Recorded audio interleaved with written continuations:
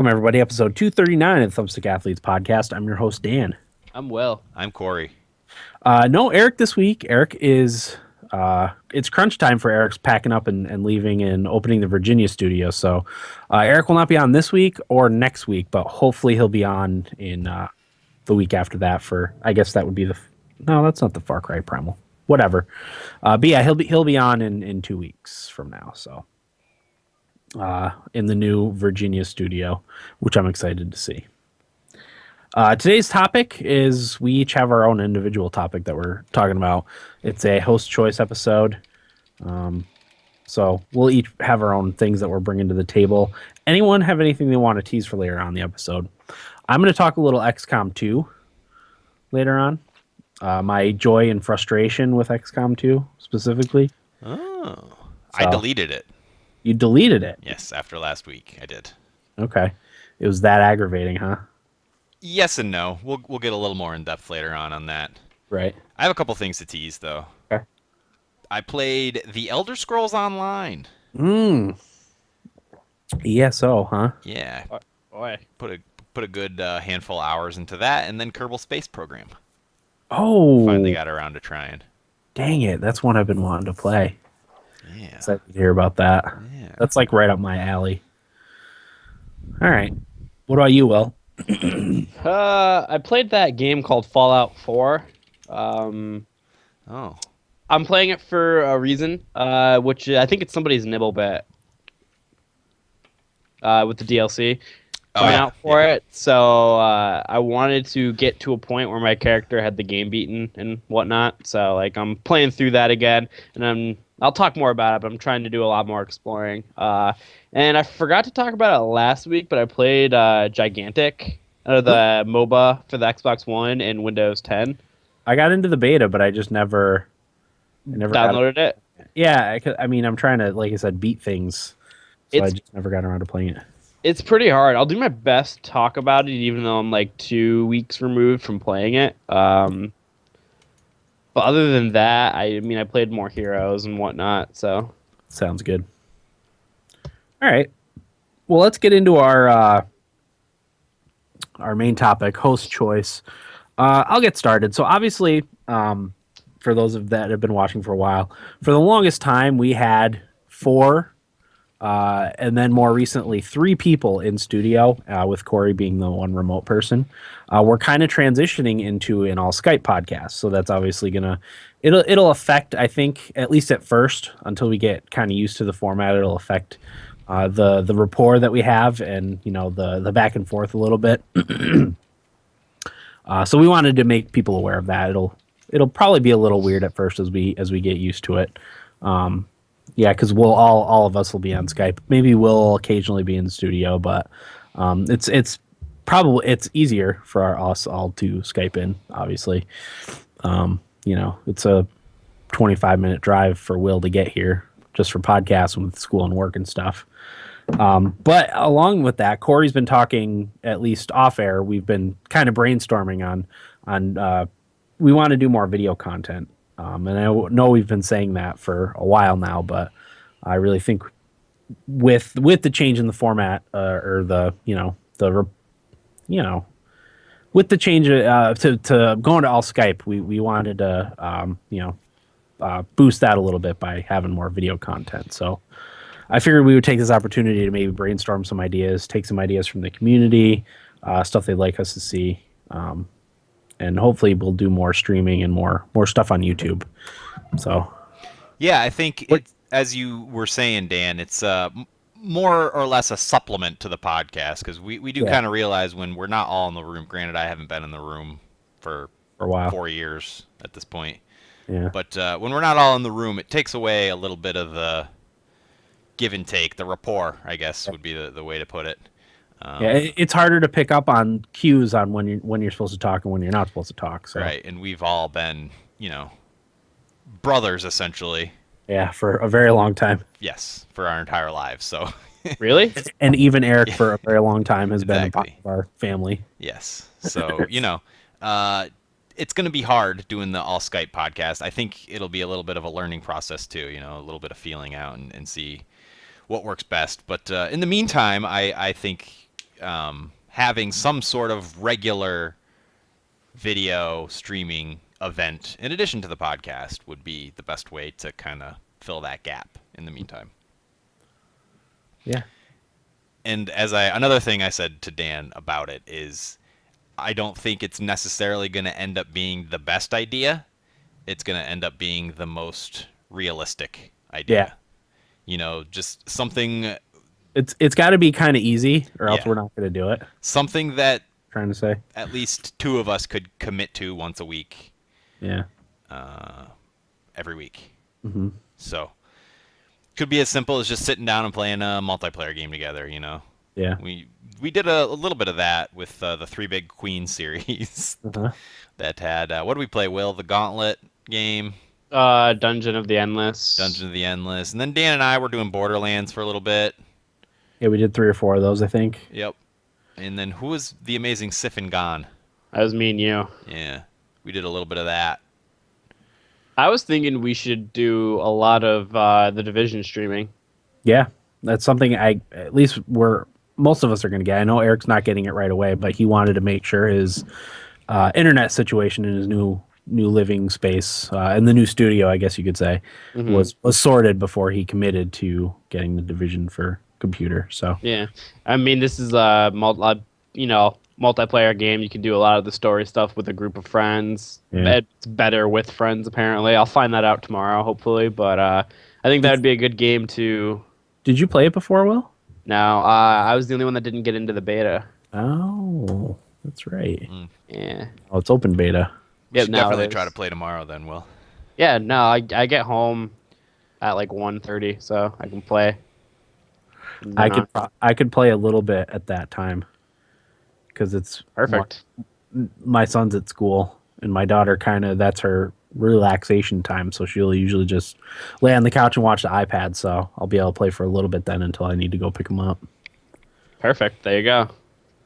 1:30 tomorrow. Mm-hmm. There it is. Cool. But anyway, go ahead, Will. What were we saying? What was I saying? I don't remember where I was going with it. I don't know.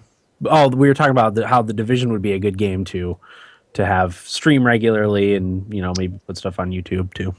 Yeah, no, I just think it's a good idea for at least 2 of us to once a week stream something together or make a YouTube video or try to the best of our ability, obviously. Yeah, I wanted to keep doing videos with my wife too, because that's something she enjoyed doing, and I did too. We have to finish our last Mario video, I think World 8, and then we could move on to Yoshi's Woolly World or something like that. I'd like to do that. That would be a good game. It would be nice to get back into. We kind of put the kibosh on it for a while because of her college and stuff, so. It slowed that whole thing down, but I'd like to do that again. What about you, Corey? What would you like to get into? Like Will said, I think it's just a matter of us setting a standing time and day, and then whoever can make it, great. Yeah, I think that's, like I said, in terms of the most realistic thing. I think that's the best way to do it. Yeah, absolutely. And it doesn't even necessarily have to be playing a game. If there's a big piece of news or something like that can warrant a rather lengthy discussion, just to sit down and have a little chat about it, I think would be worthwhile. Well, if not for the listeners, for us too. Yeah. Yeah. Well, I'm available at night, pretty much every night. Yeah. That's my best time. I've been staying up to watch because we got NHL TV again. So I've been staying up late to watch the Oiler games, Dan. So now I'm up as late as you. Nice. So I'm free then too. Okay. Sounds good. So yeah, I kind of wanted to talk about that a little bit, just for the listeners to beware. It may not flow as nicely as it has in the past, as we get used to 4 faces on 4 videos and not being in the same room. So it's like it's like having a phone conversation as opposed to phone conversations are the worst. Yeah, they are. Probably be a lot more In Yeah.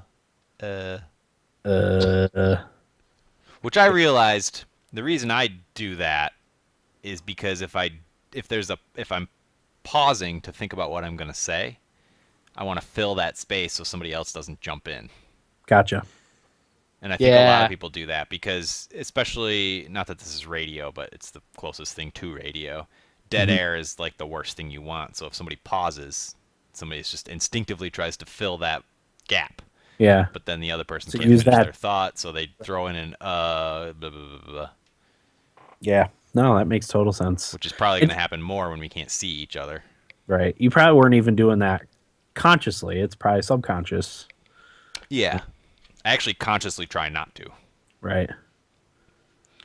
I try not to do it too, but I just can't help it sometimes. Yeah. So yeah, that's what I wanted to talk about. What do you have for us, Will? I wanted to talk about 1 second here. I'm just writing down something. I'm doing homework for those that Do you want to go to Corey first then? if you could, yeah. Yeah. I want to know what homework you're working on.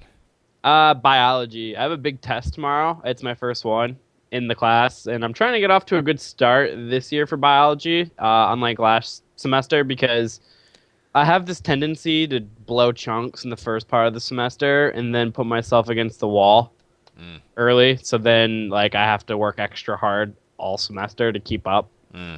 So now I'm trying to reverse it so I can blow chunks at the end. There you go. You could slough off at the end. Exactly, yeah. Nice. Okay. What do you got, Corey? I was struggling to find something in the last minute, and basically I just did a little Google search, and I ended up with the pardon me if I'm being offensive to anybody here, but the Computer Gaming Addicts Anonymous website. And I thought I would just quickly run through their 20 questions for video gaming addiction to see maybe one of us is addicted to video games. So I'll run through those questions. And if you're a listener and you're answering yes to many of these questions, you might want to think about taking a step back. Or not. But just to read what they paraphrase what they have here. Am I a video gaming addict? Only you can answer this question. We use the term gaming addict to describe our condition of having an obsession and compulsion to game, which grows worse over time, and an inability to limit our gaming. This is one thing that bugs me right off the bat with this. And I haven't done enough research to question them or anything, but like, it's like asking me, do you constantly have an urge to have fun? Right. Yeah. That's true. It's kind of like, Yes, I do. yeah, I'm always trying to have fun and things. Enjoy yourself. Yeah. Be happy. Right. It's like asking somebody who likes to golf. Do you constantly have the urge to golf? Well, yeah. It doesn't mean you're like addicted to golfing. Right. Yeah. I mean, there's a I don't even know if it's a fine line, but if you're running into the situation like that guy with the Fallout 4, who, his wife left him. He quit. He got fired from his job. Like that guy, I guess you could be considered an addict, right? I mean, I think the problem is bigger than video games in that person. It's just an addictive personality. Doesn't even have to be that. It's just laziness, I think. Yeah, that's part of it. Zero willpower in general. Yeah. I don't think the video gaming is the cause of all those issues. Go ahead. So yeah, I'll run through the questions here. You guys can answer yay or nay. Do you often relive gaming experiences or think about future ones? Oh yeah. Yep. That's anything though. That's a broad question. That's very broad. Yeah. What about peaked in high school guy? He's reliving his high school days and. Who's this? Peaked in high school guy. Oh yeah. Do you relive high school experiences or think about future ones? Guess it doesn't really apply. The second part of that question. That's true. Hey, some of those peaked in high school guys try to go back and be a teacher. Just so they can get closer to that. Anyway, do you hide or lie about your gaming? No. Sometimes. I don't anymore. I know I used to. Years yeah, ago. I'm sure. I used to when I lived at home. Yeah. I had mom and dad to answer to. Yeah. I was like, I was not up all night last night playing EverQuest after you guys went to bed. When they know full well that you were. Yeah, I mean, I'm sure they knew. They know everything. Do you get very angry when someone or something interrupts a game? Depends. Yeah, that one would depend for me too. If I'm playing, go ahead, Will. If I'm playing a MOBA, and this usually happens when I'm playing a MOBA, and I'm asked to do something, that frustrates me. I don't get super angry, but I do get annoyed. Like if the dog gets into something when I'm, raiding tombs in Tomb Raider. I think this is another broad one, though. It's like define very angry. Yeah. Yeah. Yeah. I never get more than like kind of annoyed. Mildly annoyed. Mildly annoyed. That's the story of my life. So I would say no for all of us on that one. Yeah. Have you ever taken a break from gaming and binged uncontrollably upon your return? What? What does that mean? I think I would say no because no, I've never done that. Binged uncontrollably is another weird phrase. I mean, I played Terraria 100 hours in a week. Here's what I'm going to do. I'm going to remove games from this and replace it with joy. Okay. Okay. When upset, do you soothe yourself with joy or plans to joy? Oh, God forbid. Yeah. Yeah. It's my joy. Once again, a lot of my gaming is for me it's my stress management. Like, would it be better if I started drinking? Like, what do you want exactly? Go ahead. Instead of joy, we're gonna drop out joy and switch it to having fun. I think that applies more in these senses. Do you find yourself having fun in the early morning? Yeah. Yeah, if if it works out well, sure. Yeah, if things work out, sure, I can have a little fun in the morning. There's nothing wrong with that. Yeah. Do you find ways to have fun when away from home? Sure. Yeah. Mobile. Mobile 3DS. Even I've been known to fire up a mobile game if the situation arises. Is this a real this is a real thing on the internet you found? Yes. Wow. Okay. Do you set limits with having fun and then break them? Having fun hours longer than intended. Yeah. Yeah. Sure. I do. Yeah. Yep. Do you lose hours of sleep to having fun? Yeah. Yeah.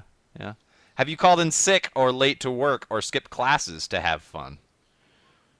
Yes. Sure. I think yeah. Have you sworn off having fun, uninstalled it, and later returned to it? Yeah. Yes. EverQuest 2. Do you feel guilt and shame around your having fun? No. No. Does having fun contribute to arguments in your relationships? No. Nay. Has having fun taken the place of any hobbies or sports you used to enjoy? Yeah. Oh, because having fun isn't a hobby. I understand the question now. Okay. It doesn't count as a hobby. Apparently not. No. Okay. Do you forget appointments, responsibilities, or deadlines in work or school when having fun? No. I don't forget. I purposely neglect. Which is worse. Yeah, which is probably worse, but I'm aware of what I'm doing at least. Right. Do you become irritated and defensive when people suggest you might be having you might be having fun too much? No, I don't think so. No, I haven't. It's been a while since I've been accused of having too much fun. Only when I vehemently disagree that I'm having too much fun do I get irritated and defensive. Mm-hmm. I am not having that much fun. Have your hours spent having fun increased over time? No. No, not really. Do you blow off social events to have fun? Oh yeah. Yeah. I definitely used to do that. I've sort of trained myself not to. Yeah. Well, it's easier for relationships to Right. not do that. Yep. Have you lost contact with friends and family since having fun? No, it keeps my friendships together. Yeah. Lets you know who your true friends are. Exactly. Only your true friends accept the amount of fun that you have. If I wasn't having fun, I wouldn't keep in contact with Johnny, who moved to Florida, as much. Yeah. So there we go. Do you have intense feelings, highs, lows, anger, fear, while having fun? Yeah. Yeah. But like, you get the same thing when you're watching movies and reading books. Like, Dan, that's why I replaced gaming with having fun. I know, but still. That's it. That's all 20 questions. So how do you guys feel after 20 questions of I mean, are you a gaming addict? I'm addicted. I'm hopelessly addicted. If that's the criteria. Yep. Yeah. I shouldn't have even used having fun. I should have changed it to things you enjoy. Do you blow off social events to do things you enjoy? Yeah. Oh, yeah, I do. And that's also implying that social events are the, well, how is that better than? Right. Well, that's the thing. The implication is that gaming on its own is harmful to you. Right. And that's not the case. Right. I mean, if this is just a general addiction questionnaire, that's one thing. But to insert the word gaming into it does not make it. Even so, like you said, you could plug in golf or what lover of golf hasn't blown off like a family thing to go play golf? Like, come on. Addicts. That's who. I don't know. I don't know. That's all I got, though. Yeah, I'm addicted. Yeah, and who cares? Well, as we talked about, it's my. I don't really watch that many movies, although I do have 2 movies to talk about for my week. I don't watch hardly any TV other than some sports. Like, it's my choice for entertainment and stress relief. Yeah. Oh, well, that means you're an addict, Dan. Yeah. Since you use it to soothe yourself, you're an addict. Right. I mean, it's just it's the same thing with TV or whatever. Netflix. Says the person who watches religiously the Kardashians. Mm-hmm. But Corey, that's okay. Yeah, that's fine. Because it's television. Yeah. TV's not as taboo. Okay. That's a good discussion to have, though. Yeah, because I feel like the views on that questionnaire are kind of like antiquated. Yeah, definitely. Didn't we do a gaming addiction episode back in the day? Probably. I think so.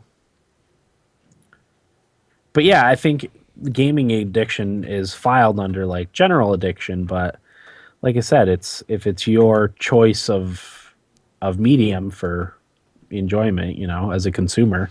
Yeah, what's the phrase? What's the those addiction rules don't really apply, you know? So what's the phrase? Behavioral addiction? Yeah. Is that what it is when the thing itself isn't addictive? You're just addicted to like internet porn. Yeah. Exactly. That sort of thing. I'm not addicted. Yeah. You're not addicted to the porn itself. You're addicted to the physical, the fun that you're having. Right. While watching internet the porn. shot of dopamine. Yeah.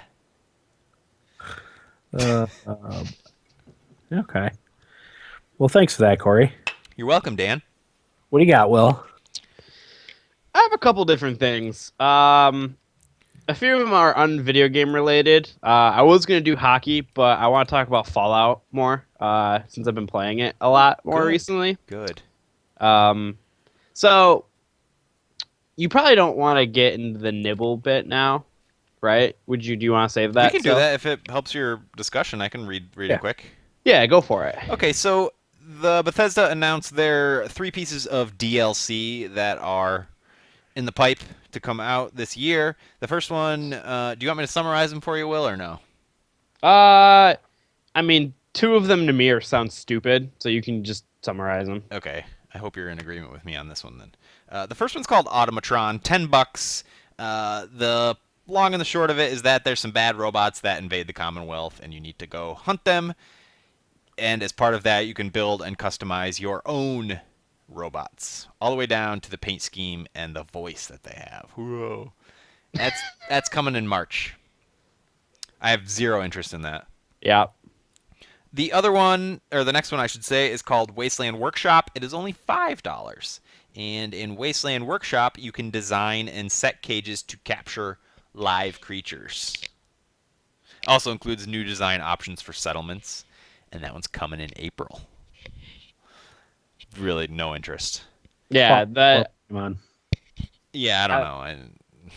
I'm pretty disappointed with those 2. When it's something that somebody who's good at making mods can make, I really am not interested. Right. But the last one is called Far Harbor. It's the biggest, I'm assuming, at $25. And I'll just read what the press release said. A new case from Valentine's Detective Agency leads you on a search for a young woman and a secret colony of synths. Travel off the coast of Maine to the mysterious island of Far Harbor, where higher levels of radiation have created a more feral world. Navigate through the growing conflict between the synths, the children of Adam, and the local townspeople. Will you work towards bringing peace to Far Harbor, and at what cost? Far Harbor features the largest landmass for an add-on that we've ever created, filled with new faction quests, settlements, lethal creatures, and dungeons. Become more powerful with new, higher-level armor and weapons. The choices are all yours. Now, that sounds awesome to me. Yeah. I love the coast of Maine setting. I think that's really cool. Because it's going to be a lot of like water-related stuff, I assume. But I don't know about you guys, but like going back into, because I started New Vegas this week too. I forgot to mention that. Oh, good. And the DLCs for that and Fallout 3, like there was like 4 pretty big DLC like storylines for each game. And I feel like, I don't know if they're only announcing Far Harbor for Fallout 4, but like if that's it, I kind of was hoping for another like big DLC to the game. You know what I mean? Yeah. Meaningful that like iterates on the world. Yeah. Yeah. Because I mean, some people are going to be into it, but I could care less about trying to cage monsters and hunt robots in the Commonwealth. Right. Because it's just going to be repeatable stuff. Yeah. I'm with you 100%, Will. On top of the already billions of repeatable quests in the game. Well, let me ask you this. How much junk do you think you'll get to wade through? Oh, a whole lot of it. You think? I'm going to collect some globes and A couple of jerks. dinner tables or plates or whatever.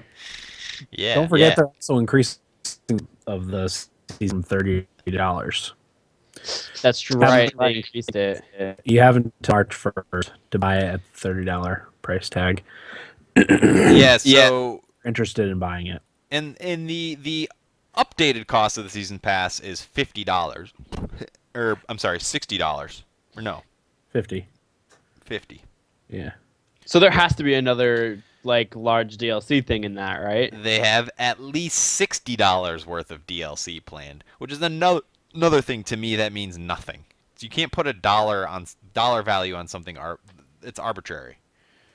I mean, if another $10 is going to be hunting robots, like that's something that's really easy. Like, or it could I don't even know. be worse. It could be like new hats for your character.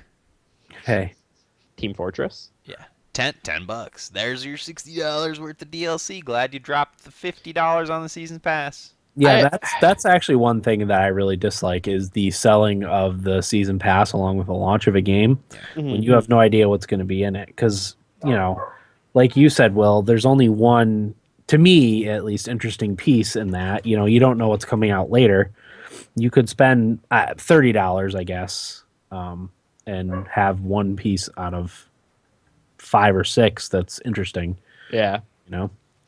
And I went back and forth when this got announced if I should buy the season pass now or whatever and get all of that for price that's at, but it's like, why? No. I'd rather pay the $25 and just get Far Harbor. Just get the pieces that you want. Yeah, because like I said, I don't care about the other two things and what like. That's a chance that I'm probably going to take too. Like I'll just get like you get the Far Harbor piece. I'll get it from Green Man Gaming individually. You know, I'll save 20 or 25% on it, and hopefully that's the only good part that they release. Or I shouldn't say that. That's rotten, but hopefully that's the only piece I'm interested in. I'll put it that way. And I'll take my chances with the other stuff and missing it.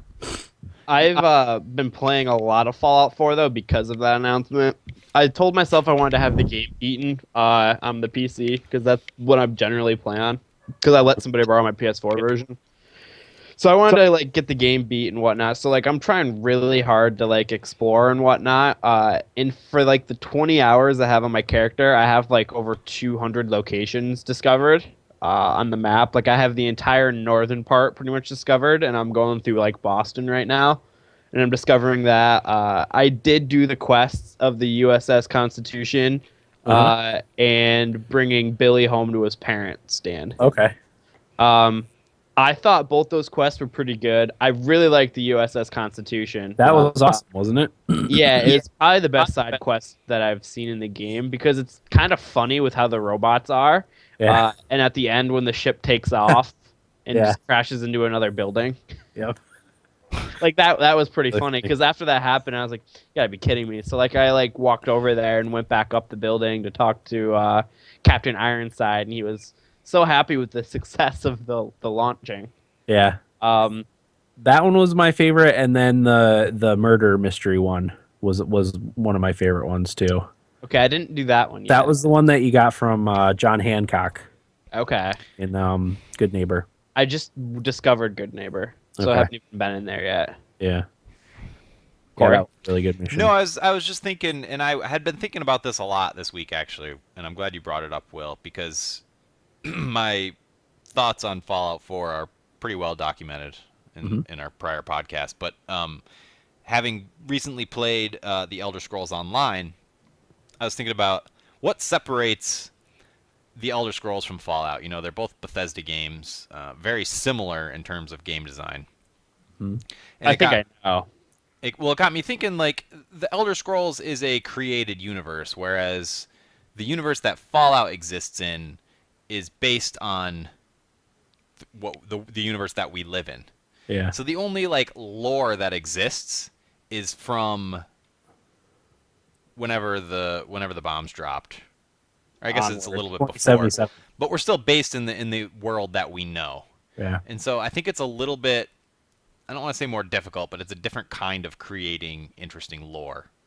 And that, I think that's part of the reason why what I saw in Fallout 4 was not interesting to me at all. Mm-hmm. But I don't understand how they did it with 3 and Obsidian did it with New Vegas. I don't know, because when you mentioned the do you think it's a thing where Fallout was, I don't know when 2 came out, but like it sort of got rebooted in a sense with Fallout 3. Yeah. And like everybody was just really happy that it was back. It was fresh. Yeah.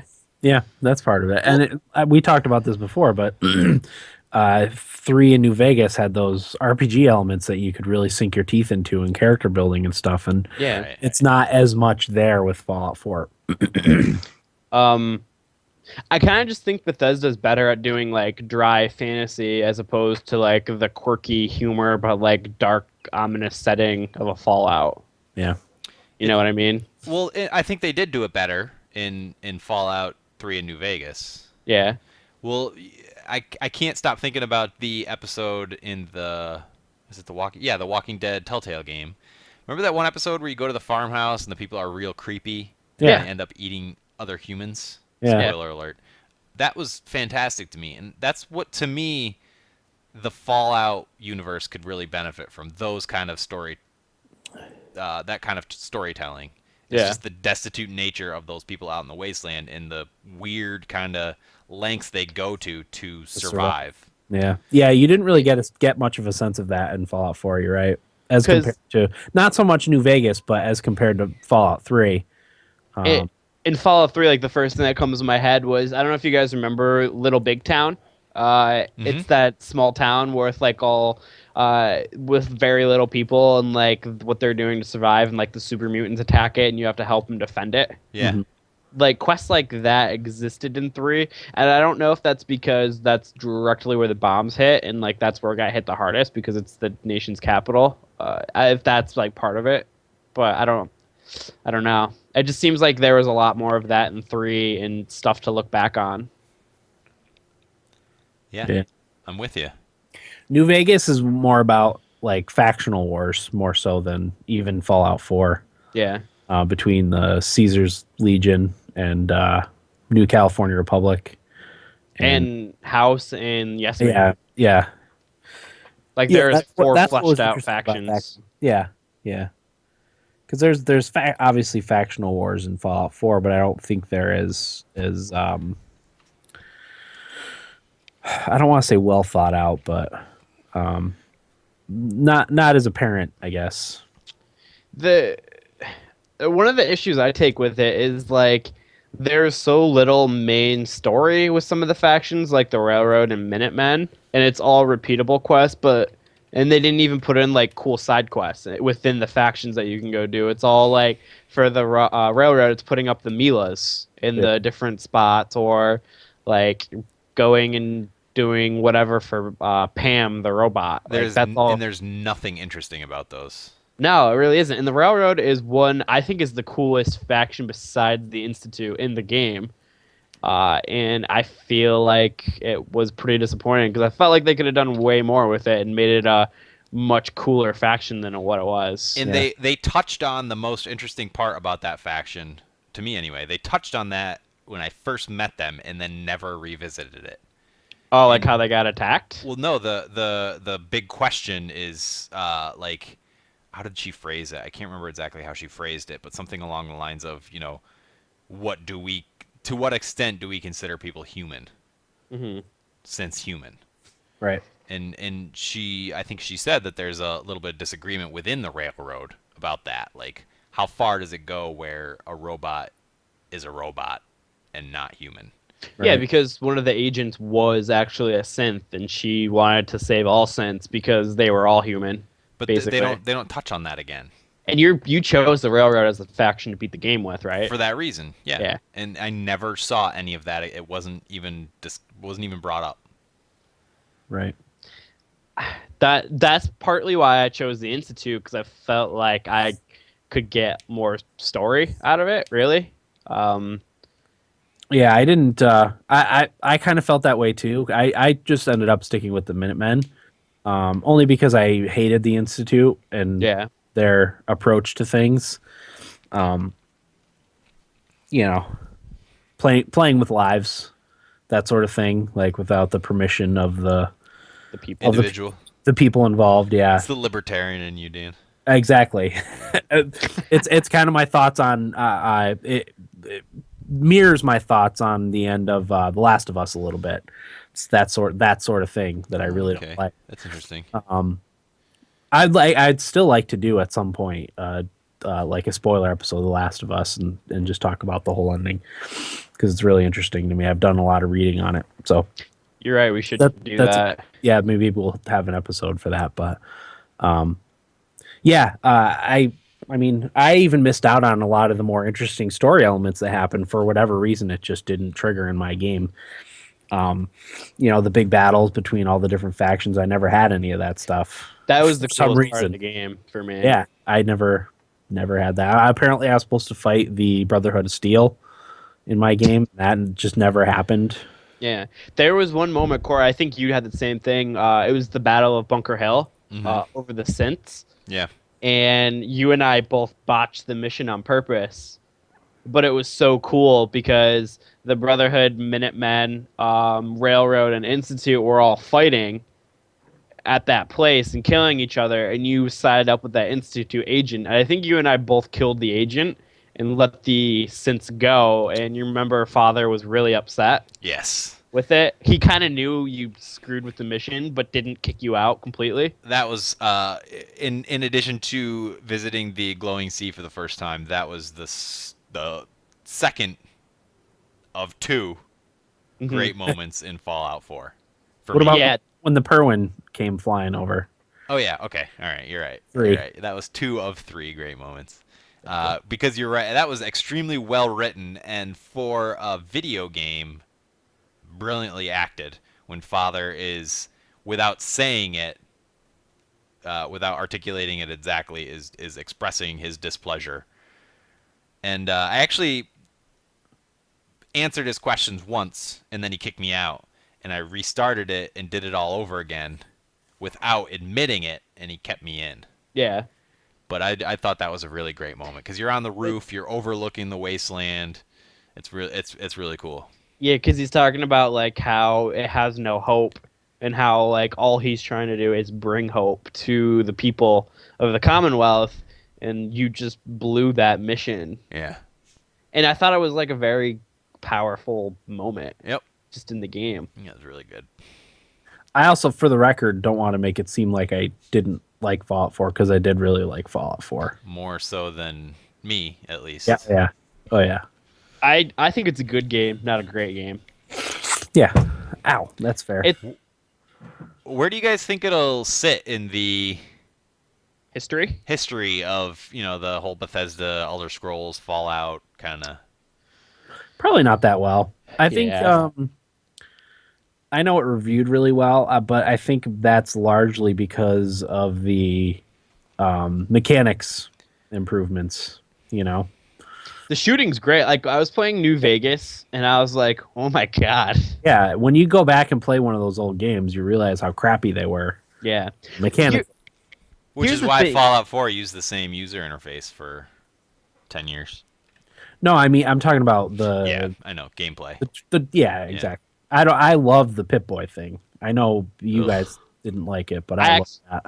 I actually do like the Pip-Boy. It works a lot better with a keyboard and mouse than with a controller. What? Yeah. It's just easier to navigate. Crazy. I mean... It's like a Nintendo... It's like an NES menu. But to me, that's part of the game. Like that. No. Yeah. No. Yeah, the Pip-Boy and Fallout go hand in hand with me. I don't know. I can see why people don't like it, but Sure. I've never had an issue with that aspect of it. I still say it's easier to navigate with a keyboard and mouse, whereas a game like Dragon's Dogma, navigating the menus with keyboard and mouse is a nightmare, but it looks great on a controller. It's just the way the game is. Yeah. And like as I said, I don't want to make it seem like I think Fallout 4 is the worst game. Some of it has spoiled some of the old Fallout for me, because when I played New Vegas, one thing I noticed is the non-voice acted main character. I really like the voice acting for the main character, and I know it doesn't bring vast dialogue to the game, so you can't one of the issues is how since there's the voice protagonist, like the dialogue that you have is more limited to what you can say and convince them and so on and so forth, and I get that. So like the voicing dialogue is something I sort of miss, but I understand in New Vegas why it's not there. But go ahead, finish your thought. I'm sorry. Well, and I was just gonna say, but like and the shooting in 4 is way better. But when I went back to New Vegas and I did the intro to the game, and it was like you're in Good Springs and Sunny Smiles is teaching you how to shoot and whatnot. And like the first mission of the game is the powder gangers come to Good Springs and they want to fight over that trader that's there. And like you can either give them up or you can side with Good Springs and you can convince everybody to help you fight them off. And like you have a war with the powder gangers like right off the bat, and like that's such a cool way to start the game. And the huge choice you get to make immediately. Yeah, and it's just like that. I loved that part of it. Right, and Jake actually says in the chat, I've played probably thousands of hours in Fallout. I'm still having fun because I make my own fun. I create my own story, and there's definitely something to be said for that. And I think you can definitely make your own fun.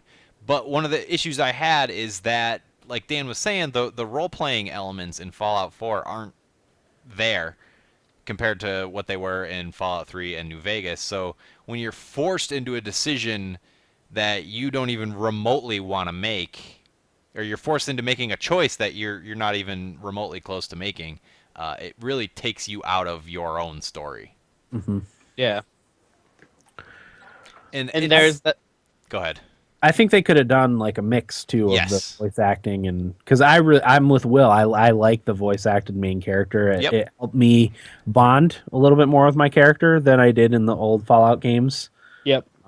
Yeah. So I did like that, but they could have done like maybe Right. just the main story stuff, have it be voice acted, and all the dumb side missions didn't necessarily need to be voice acted. Exactly. Maybe maybe what they expect most people to do is all voice acted, and that's when you go to the faction that they want you to kill, and it's all voice acted, and that's all nice. But if you spend a little bit of a time and talk to the right people and discover the right items and whatnot, maybe there's an option where you can give an item to a player on one of the factions, and they sort of forget the whole thing, and maybe that's not scripted, but that's still a better option to me than being forced into something that is voice acted.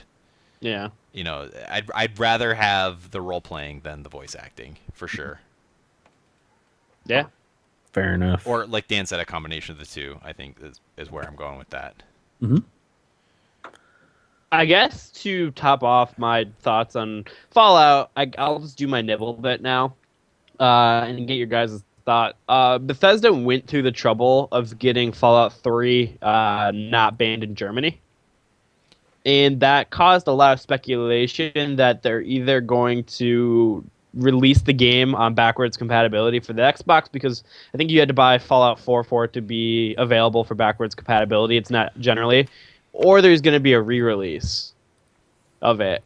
What do you guys think about that? Would you be for a Fallout 3 re-release? I mean, I have it on my computer, so it doesn't make a difference. What I would like to see is a remaster done in the current Fallout 4's engine and with the graphics and gameplay like that, but yeah, still keep the old stuff the way it was. I don't know if they can do that, but that would be ideal for me. I just find it interesting that they would go through the trouble of making sure Germany has it available. Yeah. I don't know. Because even if they were going to put it out on backwards compatibility, like why would they need to make sure it's good in Germany? It's weird that it was banned in Germany. Yeah, that and Australia and India. And India is because of the Brahmin. Really? Oh, yeah. Yeah. Cows. Yeah. Still, it's just weird. Yeah, I don't know. I kind of hope they do like a remaster, like you said. That's like best case scenario for me. Yeah. Keep everything the same, but like update the graphics and everything. I want to go back to Rivet City so bad. Yeah, Rivet City was cool. I was actually sitting in class today and I had like fond memories of like Megaton. Just thinking about Lucas Sims. Playing my evil character and blowing up Megaton from 10 Penny Tower. Oh, that changes another big choice you can make right at the beginning of the game. Which changes the entire game. Yep. That was good stuff. Is there any of that in Fallout 4? Like big world changes? I don't know. And what's interesting about that is if you destroy Megaton, there's really no good reason to destroy it. But you still can. You want to be an evil bastard. But you still can. You still have that option. You know? Mm-hmm. Yeah.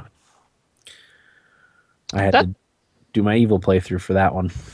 Exactly. If you wanted, you could shoot the guy who asked you to do it right on the spot. And it was okay with everybody there, too. Well, yeah. Okay. That's it for me on Fallout 4. I just wanted to talk more Fallout because I've been playing it and it's been on my mind. Hmm. Sounds good. Have you been playing with keyboard and mouse, Will? Yes, I do for that game, The Division. I might not because of like the cover, but like for Fallout, I do play with a keyboard and mouse. Gotcha. Okay. Shall we get into Nibblebits? Can we take 5? Yeah, of course. Okay. Yeah, we'll take a quick break.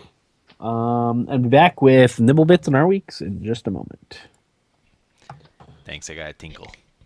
Sure. I should probably go too. 2 beers and I'm wetting myself. Yeah, I'm trying not to drink my drink too fast because I don't want to run out and have to pee. Again.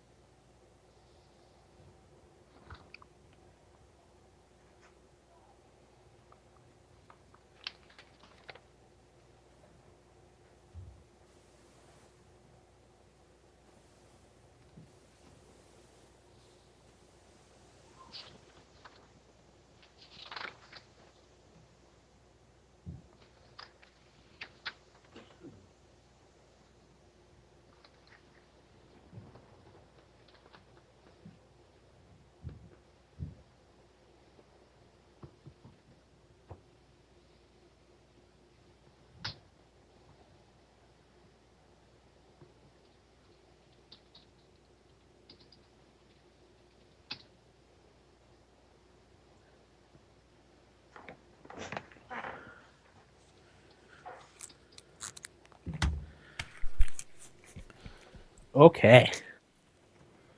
What's up?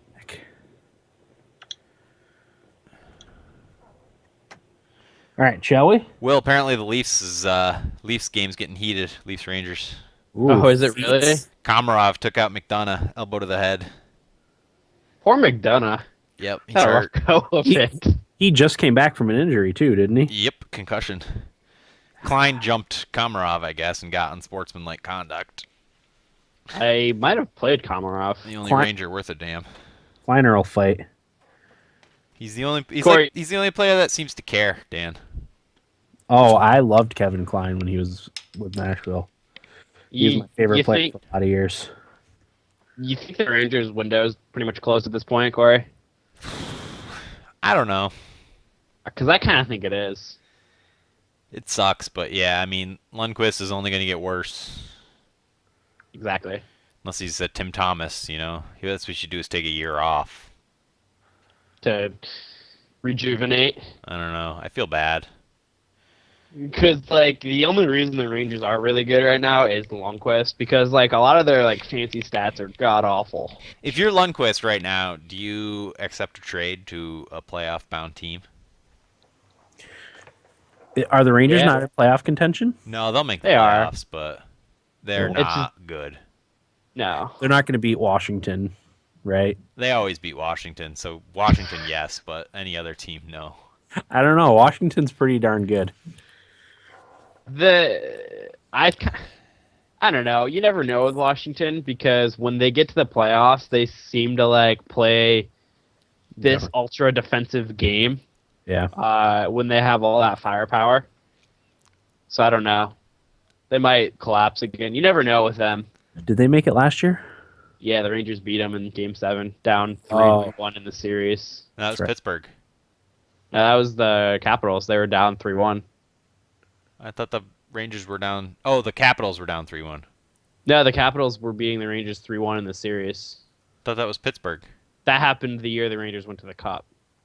You remember St. Louis' mom died? How do you remember this and I don't? Oh, 2 years ago was Penguins. Yeah. Rangers. I just been retaining right, so yeah. much hockey information. It's all I've been doing is Right. hockey. Nice. All right, shall we? Yeah. Okay, here we go. 5, 4, 3, 2, 1. Welcome back, everybody. Episode 239 of the Thumbstick Athletes podcast. We are now in our Nibblebit segment. Will, why don't you go first? One sec. I have to get him up. Have Corey go before me. I'm sorry. All right, Corey, why don't you go ahead? Sure, Dan. I'm always prepared. I was being stupid. I'm sorry. No, you're fine. Quantum Break will not be available on Steam. It is instead a Windows 10 Store exclusive. Yeah. That kind of stinks. So, the article I read on Eurogamer actually pointed out how people were canceling their Xbox pre-orders because the game is coming to PC. Really? Yeah. That's stupid. Which led, what's his name, Phil Spencer, to go on a little bit of a, not a tirade, but a Twitter criticism of those people. Yeah, why care? Yeah, that's what he said. He's like, so you're going to cancel a pre-order for a game that you want because other people will be able to play it on PC? I'll play the game. Yeah. And the answer to that question from those people is yes, because they can. Jesus. But I actually read the comments on that. Well, what are your guys' thoughts on not coming to Steam, Windows 10 Store exclusive? I mean, I figured. at this point, like, I used to get mad when stuff wouldn't get on Steam, but at this point, like, I got the Ubisoft Humble Bundle, which put a bunch of games on Uplay, which is my least favorite client. You know, there's going to be separate storefronts. You can't do anything about it. Got a deal. Well, Dan Klopsy, who commented on this Eurogame article, who actually, their source was somebody on Reddit. Although I did do a little bit of digging, and it seemed like this person on Reddit was accurate in everything that they said. Nobody seemed to disagree, and just based on what I could find, I couldn't find any contradicting evidence. So, one of the biggest, or a number of the biggest complaints of it, not only the fact that it's not on Steam, but it being a Windows 10 Store exclusive means it's a Windows 10 app, which means no SLI or Crossfire. There's no refund policy. Doesn't exist. VSync is always on if that's something that doesn't work for you for whatever reason. Tough. It's always borderless full screen. Game files are protected. You can't launch it via the EXE, so you can't add it as a non-Steam game in Steam. No FPS hardware monitor software works with it. You need to take control of the folder as admin if you want to access the files. Mouse software, which lets you create custom binds for each game, does not work, and you can't use programs like SweetFX, nor are there mods. Oh, those are fair complaints, I guess. It's a good collection of complaints. Well, yeah, I mean, one of the staples of PC gaming is options. You know, if you're taking away people's options, like, it's almost like you shouldn't release it on PC. You know? Yeah, I always kind of thought as this Quantum Break thing. You know, I always thought of it as an Xbox game, and it coming to Windows was more of a like experiment kind of thing. Yeah. Is it going to be a Windows Store app, or is it going to be because the Xbox thing is slightly different, the Xbox Windows 10 app, is it coming to that? Yeah, it's a Windows 10 Store stuff are Windows 10 apps. Right, but I'm saying, is it because there's an Xbox app in Windows 10, is it going It's separate. Separate. Those two are separate. Yes. So is it going to the Xbox app and not the Windows 10 store? No. For Windows 10 Store, yes. Xbox app, no. Okay. You're 100% sure on that? I'm about 90% sure. Okay. Yeah, because that would make a difference, you know, if because you're right, the App Store stuff, that, you know, that's mobile games. Yeah. So if it could come to the Xbox app, because like I said, I know that's going to be different. I know when like the Gears of War stuff is coming, I'm pretty sure that's going to the Xbox app and not the Windows Store app. Yeah, I'll double check while we're chatting here. Yeah, that seems weird to me. I'm not sure. The problem is that I have not touched the Windows 10 app stuff on Windows 10 at all. Yeah. I actually deleted a ton of Windows 10 apps Yeah, I did too. Right off the bat, Candy Crush Saga was already installed on my computer. Well, even the stupid stuff like the clock and the all that Yeah. garbage junk. I don't need any of that. I don't know. I'm not gonna find this easily, so Maybe if we think of it during the next break, we'll try and dig it up. That seems weird. It really does. I would venture to say that might not be accurate. That's going to be Windows 10. it's definitely a Windows 10 app. I can It's an app. guarantee you that. 100% sure. It's an app. Yes, I can guarantee you that. All right. Okay. Yes. Continue.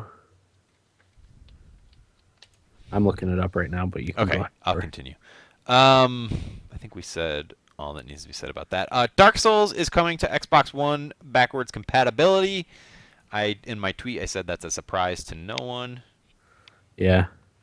That's one of the greatest games, in my opinion anyway, of the last gen. So, not surprised to see that one. And actually, if you order Dark Souls 3 through the Xbox Store, you get Dark Souls Uno for free.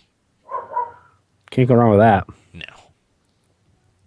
But then my last one was the Bethesda DLC, which we already talked about. So, that's all I have. Will? Yeah. All right. So, the ratings board hints at a PlayStation 4 version of Smite coming out. Basically, the listing was on PEGI, the European rating board, and has listed the MOBA with a 12 rating due to its non-realistic looking violence towards humans and characters. So, Smite is a game that I play on the Xbox with my friends. I don't think I will ever play this on my PlayStation, though.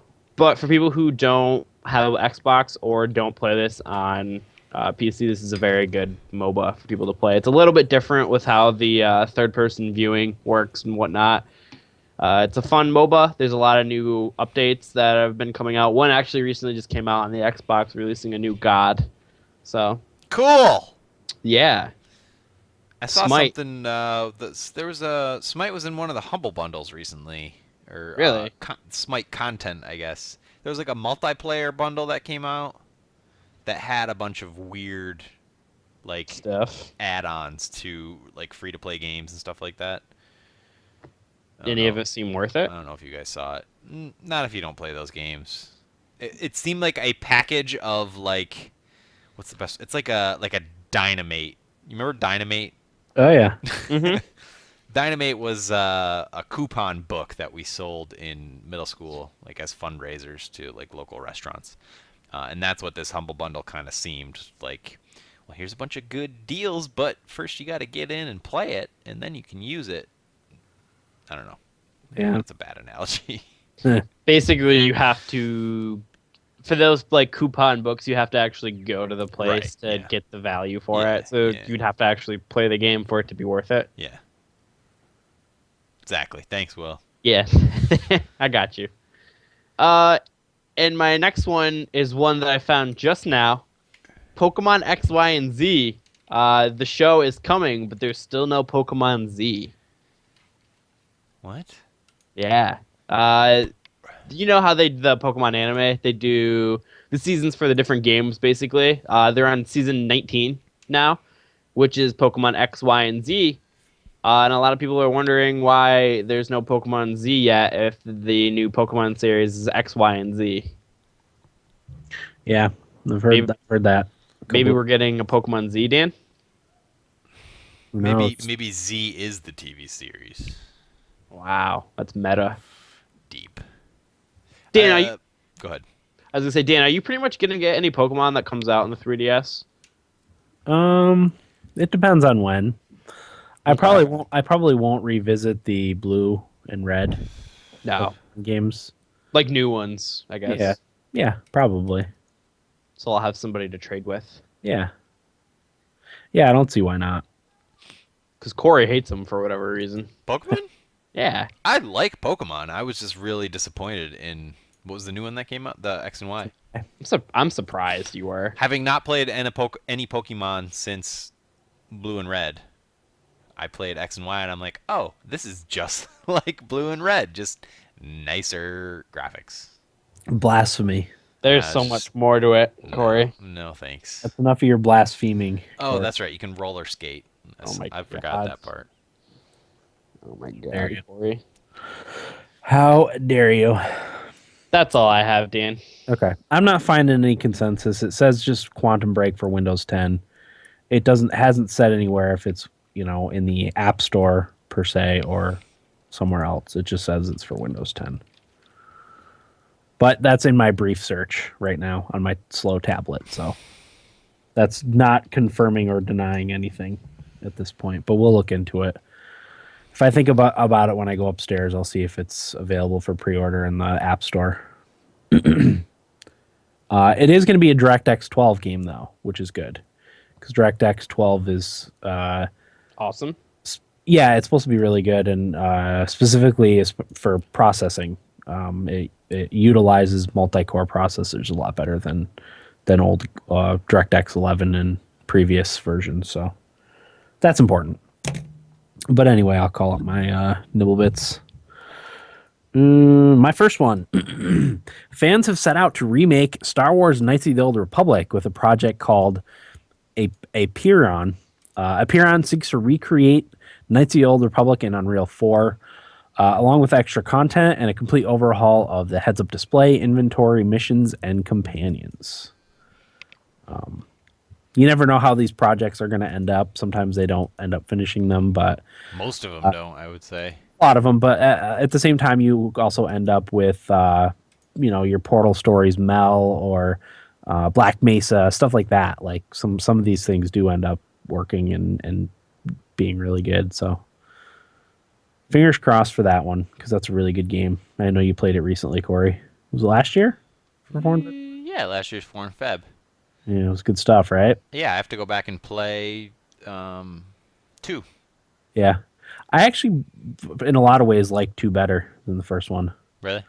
I don't remember why specifically, but... I've heard that. I had for a game that's relatively dated. I really enjoyed it. Yeah, no, it's a good time. It's a good one. Yeah. All right, my next nibble bit. Speaking at the Casual Connect conference in Amsterdam, ARM company director said, I didn't write his name down, damn it, said that mobile graphics power will equal that of the PS4 and Xbox One by the end of 2017. He went on to say the power will be very helpful for VR purposes, making VR much more accessible, with it being on devices that people already own.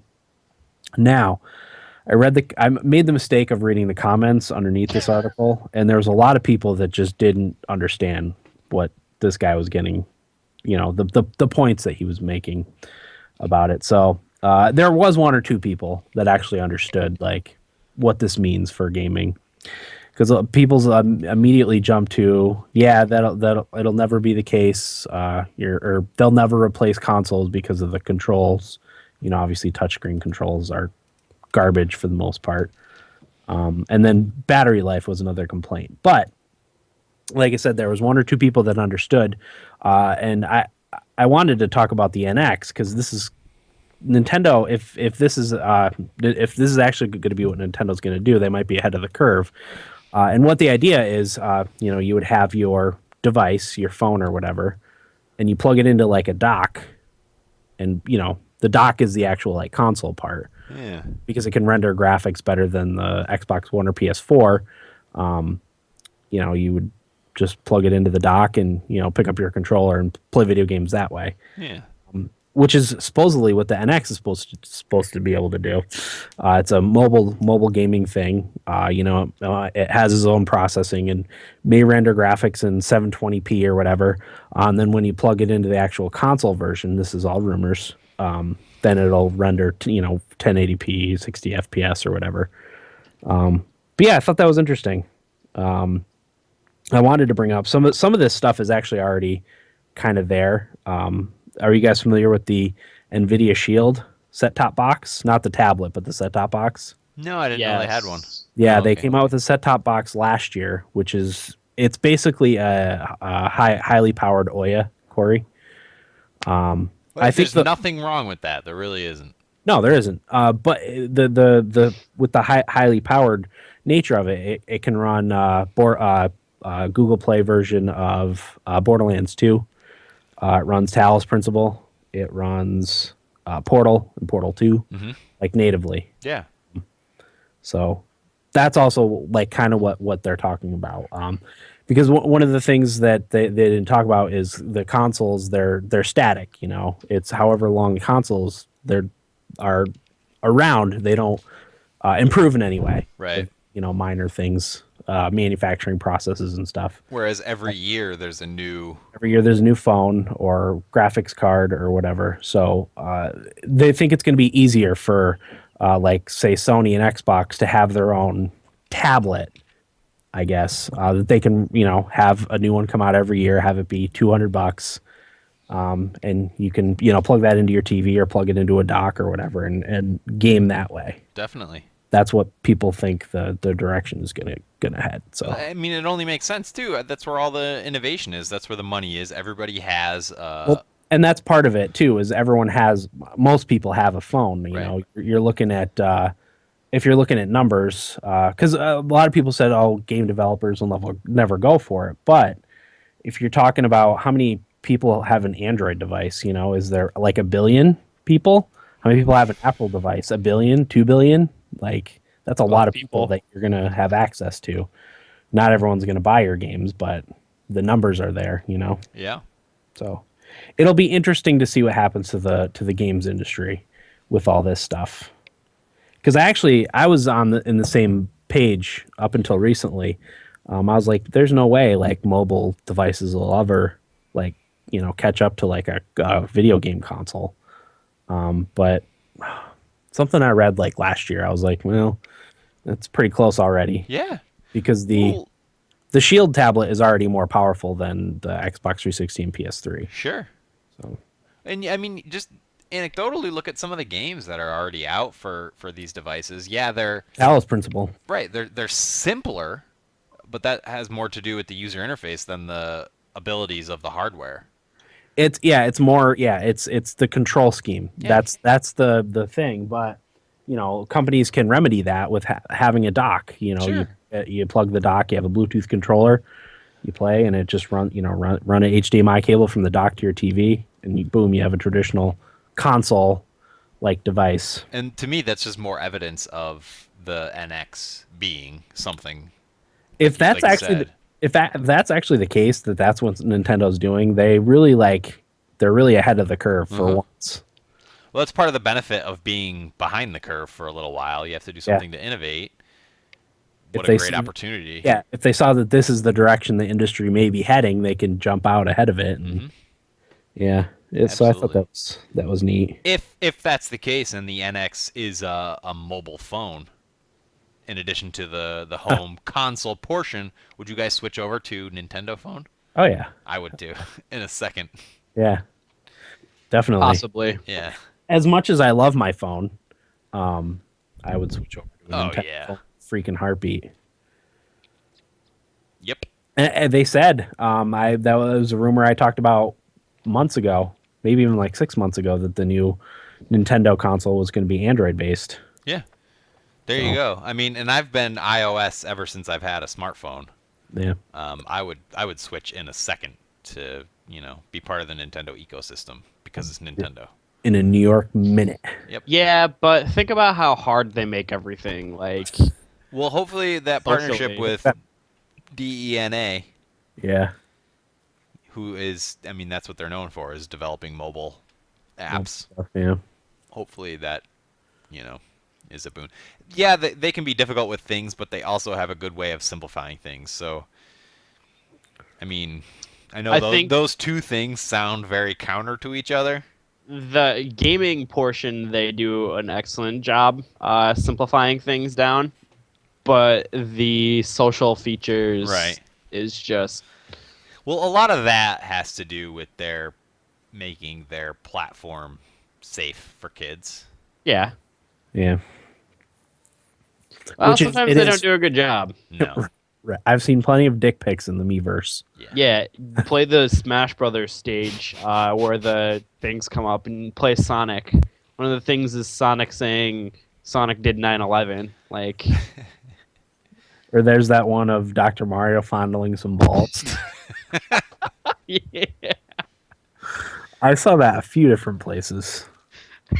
Genius, though. Because, Exactly. like, if a filter, I don't know how technical the filter is, but if it just sees a picture of Dr. Mario, like, holding something, like, I don't know if it can pick out that it's a pair of a pair of balls, you know? First of all, the artist that made that is brilliant. Genius. Oh, yeah, genius. Yeah. It's fantastic. So, yeah, but I thought that was an interesting thing. We'll see what happens with that. We'll keep you posted on. They said the end of 2017, so a year and a half I totally believe it. from now. Yeah. For sure.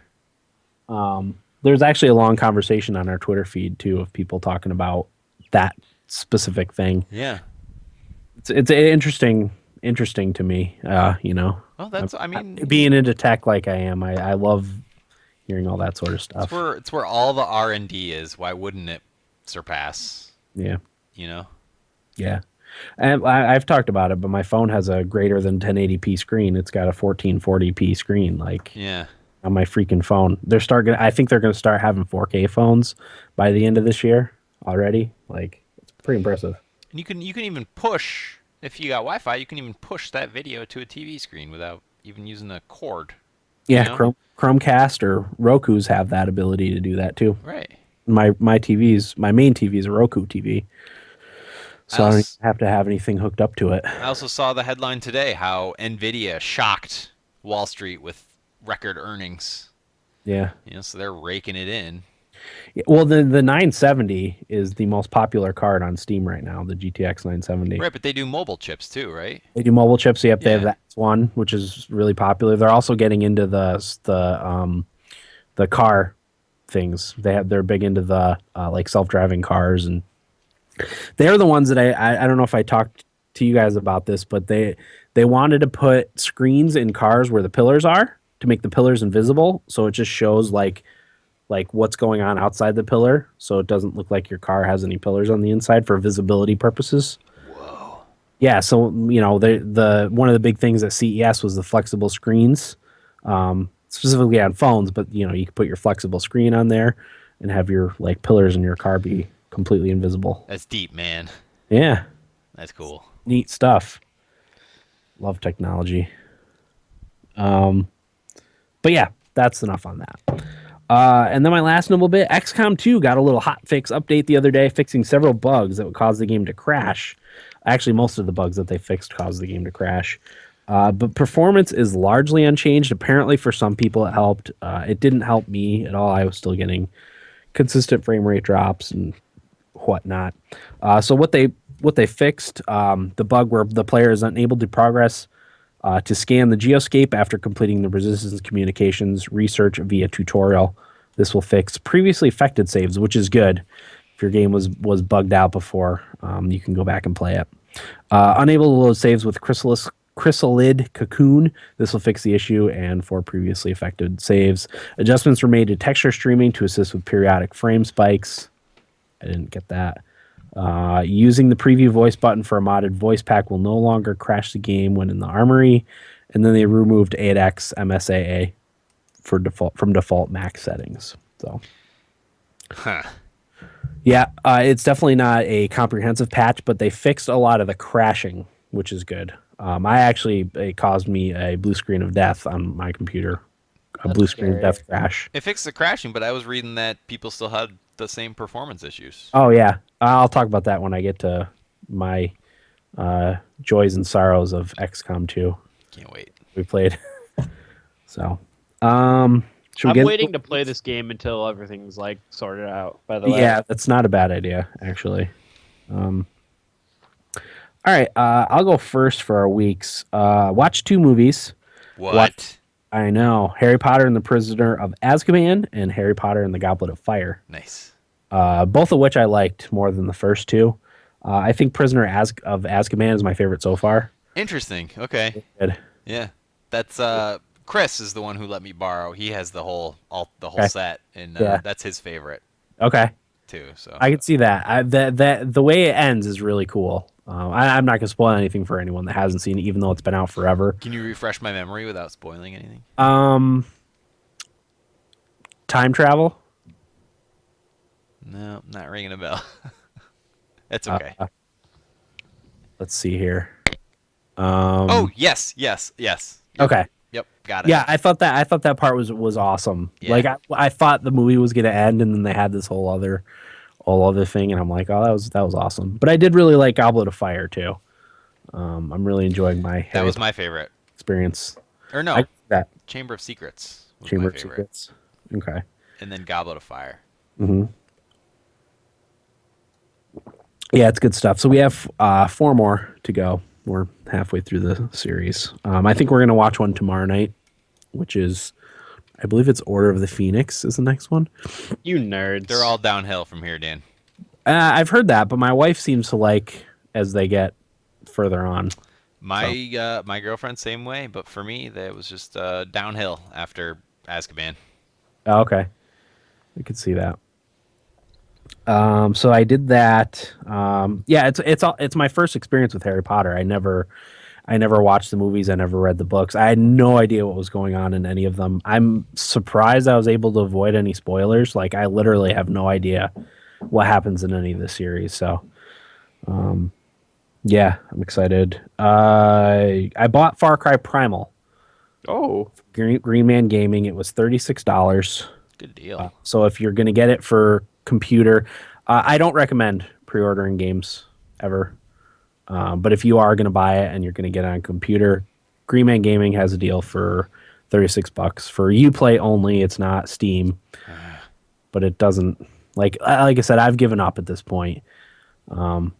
It still has to launch through Uplay even if you have it on Steam. So it's like, well, whatever.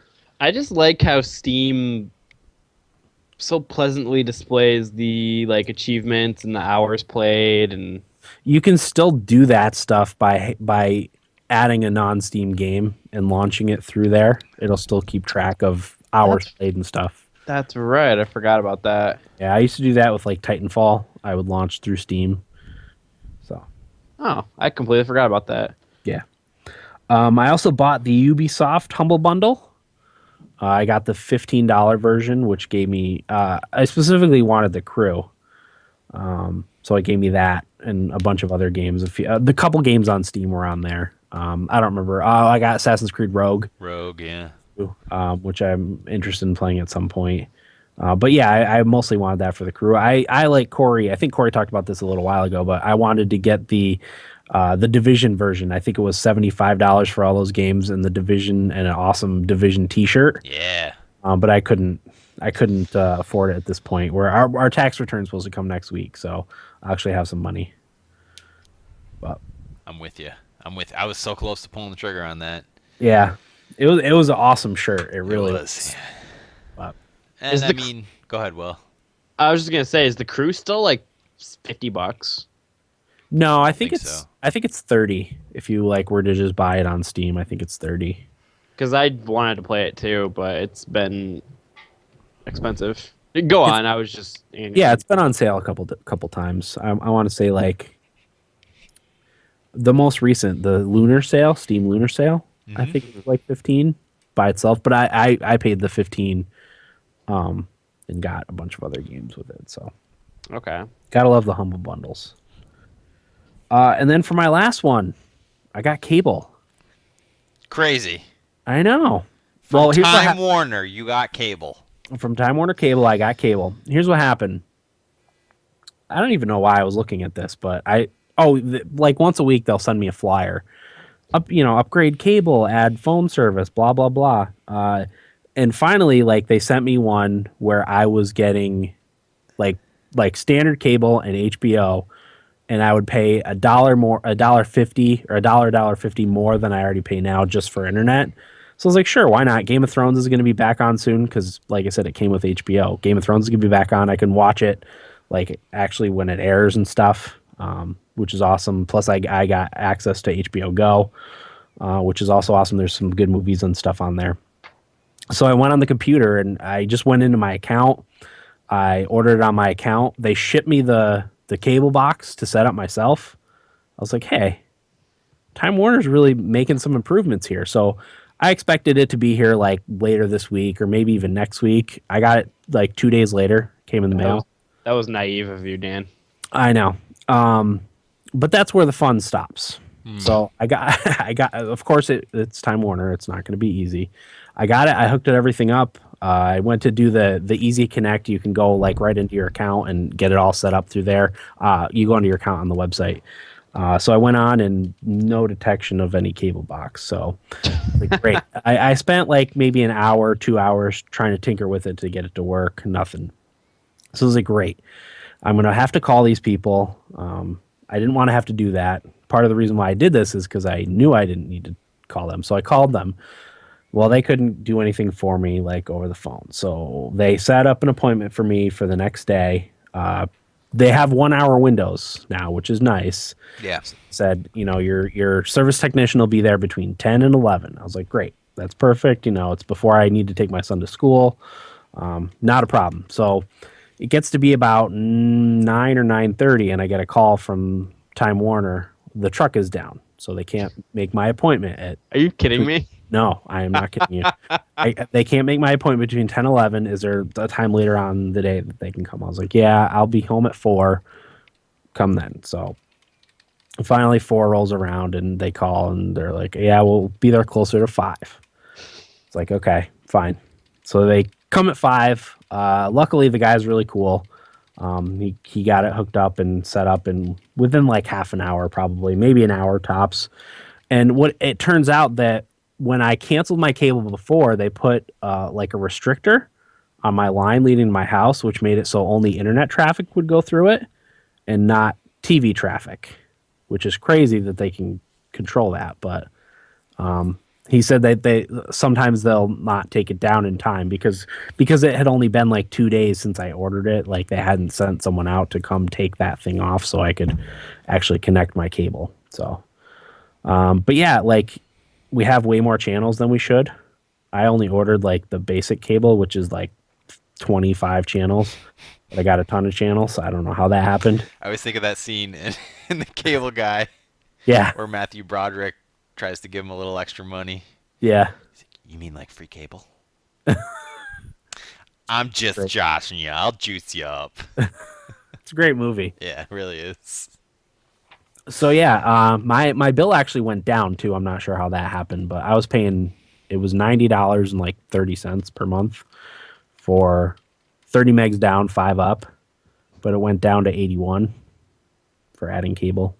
Hey, can't complain about that. I don't want to tell my girlfriend about these cable deals they send because she'll want them.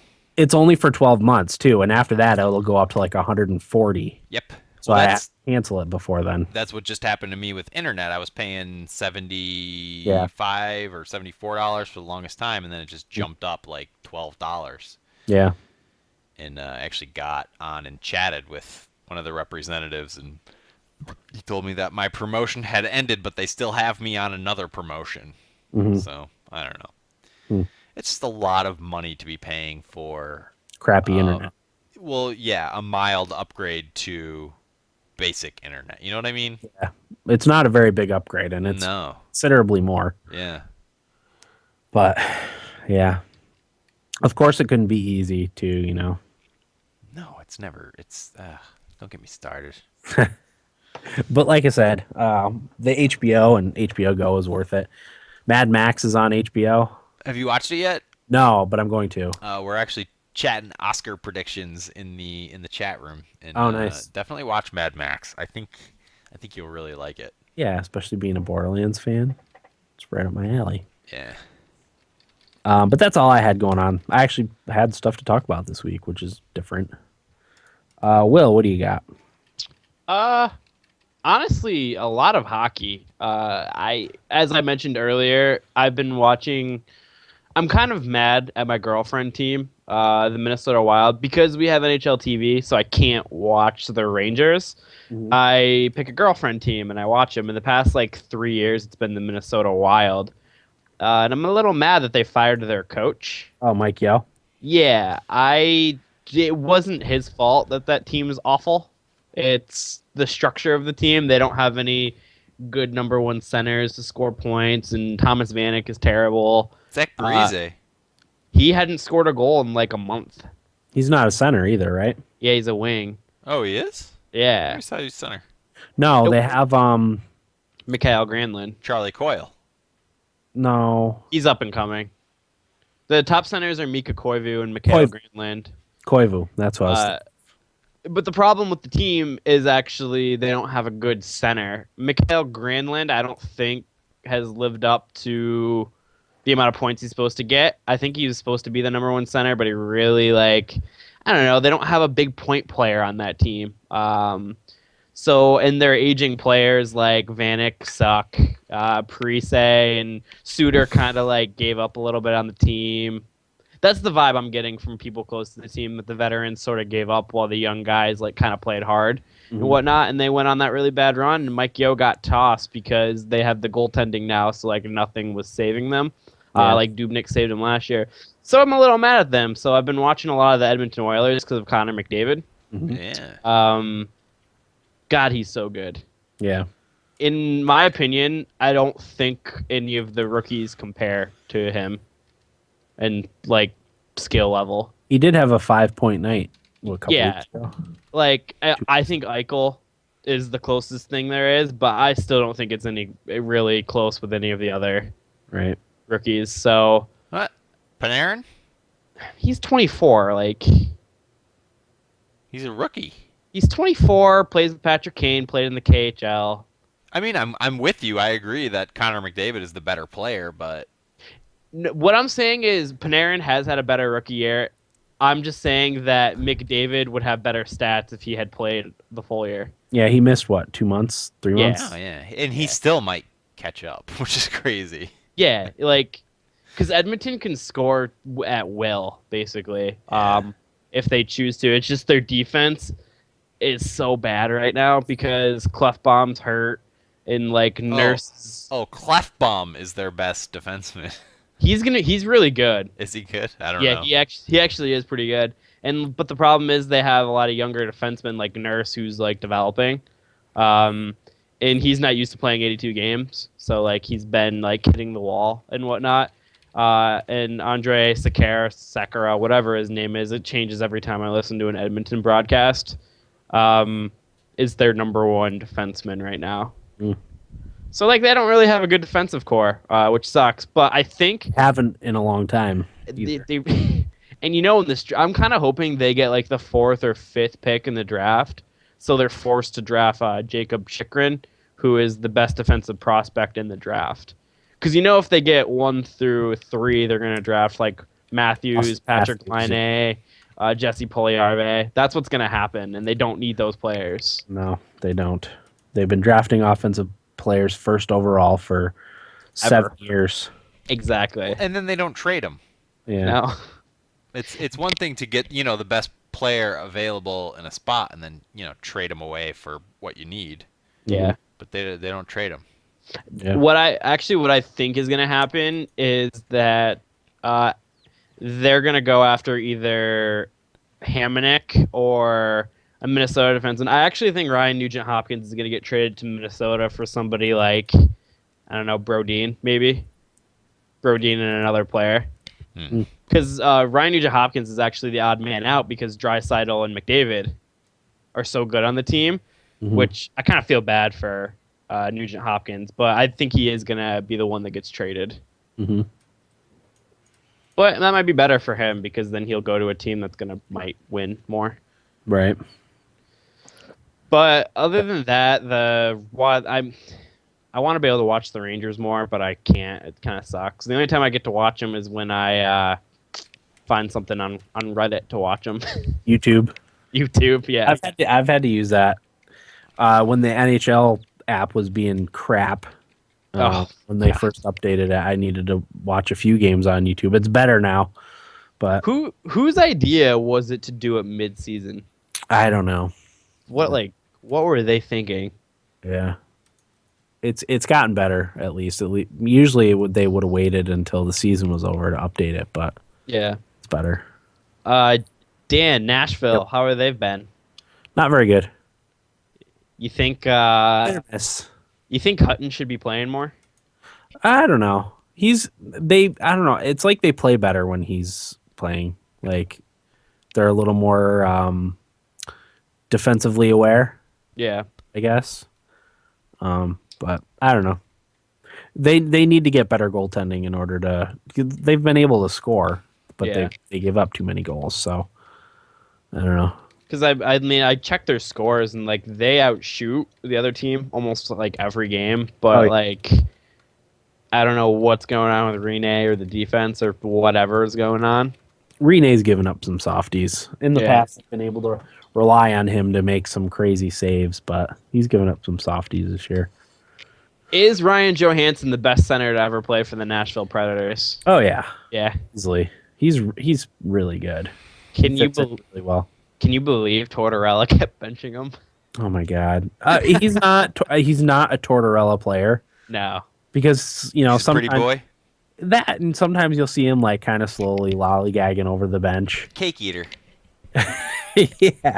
Yeah, kind of like that. But a lot of people say with him that he's such a big guy that it's hard to tell if he's hustling or not because like big players don't move that smoothly on the ice. So maybe he hustles if there's like even coming back to play defense, like he'll hustle. It's just sometimes, like I said, going off for a line change, he'll just kind of glide over to the bench and stuff. Like it's not a Laviolette, a nitpicky issue like it would be for Tortorella, Yeah. Tell him that he's fat and out of shape. Yeah, exactly. I mean, Johansson was a healthy scratch for games in Columbus, and with Nashville, he's been a point per game player, which is pretty good because we haven't had a point per game player in a while. So yeah, he's been because does he play on a line with Forsberg? No, he's been playing with James Neal and Yarncroke. Okay. James Neal's the sniper, and then Yarncroke is like the hardworking guy. Yeah, he's the hardworking like corner guy and forechecker, and although James Neal does pretty well in the fourth. Yeah. Does that mean Ribeiro's centering the Forsberg and they mix up the lines pretty frequently? I think Forsberg, Ribeiro, and Smith are on the same line right now. Nashville should be so good. Yeah, and then Fisher, Colin Wilson, and I think they have Salamaki on the third line. Mm-hmm. So the Salamaki, the guy that ruined Dennis Weidman's career. Yeah, is he the one that hit Weidman? Yeah. Oh, okay. Did you what? Did you see what Weidman said? Yeah, I had heard a little bit about it, and I never saw it until I think last night or the night before I saw the hit. Yeah. On the ref, he said like I was skating back to the bench, not paying attention, but then I watched the video. I was like, oh no, he knew exactly what he was doing. He clobbered the ref from behind, and he deserves to be suspended for 20 games for that. He's lucky he got only 20 games. Yeah. No, you're right. Because he put him in the hospital and then had the nerve to say, the only reason I'm in this position is because of the stupid media and stupid refs. Yeah, no, he cross-checked the ref right in the back as he was skating back to the bench. I don't know why. He had claimed he had a concussion and he wasn't like right, but I don't know if I buy that. But the Calgary Flames played him the rest of the game. Like, that is such a bad situation. It goes beyond like abuse of a ref at that point, because then like the concussion issue with the lawsuit, like that's just gonna be more fodder to them. Yeah. And like after the text message, I don't know how he doesn't get less than 20 games. Like why? Because if he just took the suspension and went with it, he would be like a third of the way through it right now. Right. But instead, like he's fighting it and going to arbitration, and it's going to get dragged out longer and longer. That's more and more games he's not there for his team, and so on and so forth. Yeah, no, he definitely deserves suspension, though. Yeah. It was bad. One more hockey-related thing that I saw that was kind of funny today. Do you guys remember the Flint Firebirds in the OHL? They fired their coach and the players walked out or whatever on the team. And then they reinstated the coach and everything like that. No. I mean, I heard a little bit about it. What happened was the owner of the Flint Firebirds bought the Plymouth Whalers, moved him to Flint, and had his son play the game. And then on the OHL, so the coach wasn't playing him, so the owner fired the coaching staff and everybody, and the players walked out on the team and put their jerseys in ownership, so they rehired him. But the other day, they fired him again, the coaching staff. So the OHL had to step in and remove the owner and take over the team because it's so bad. Wow.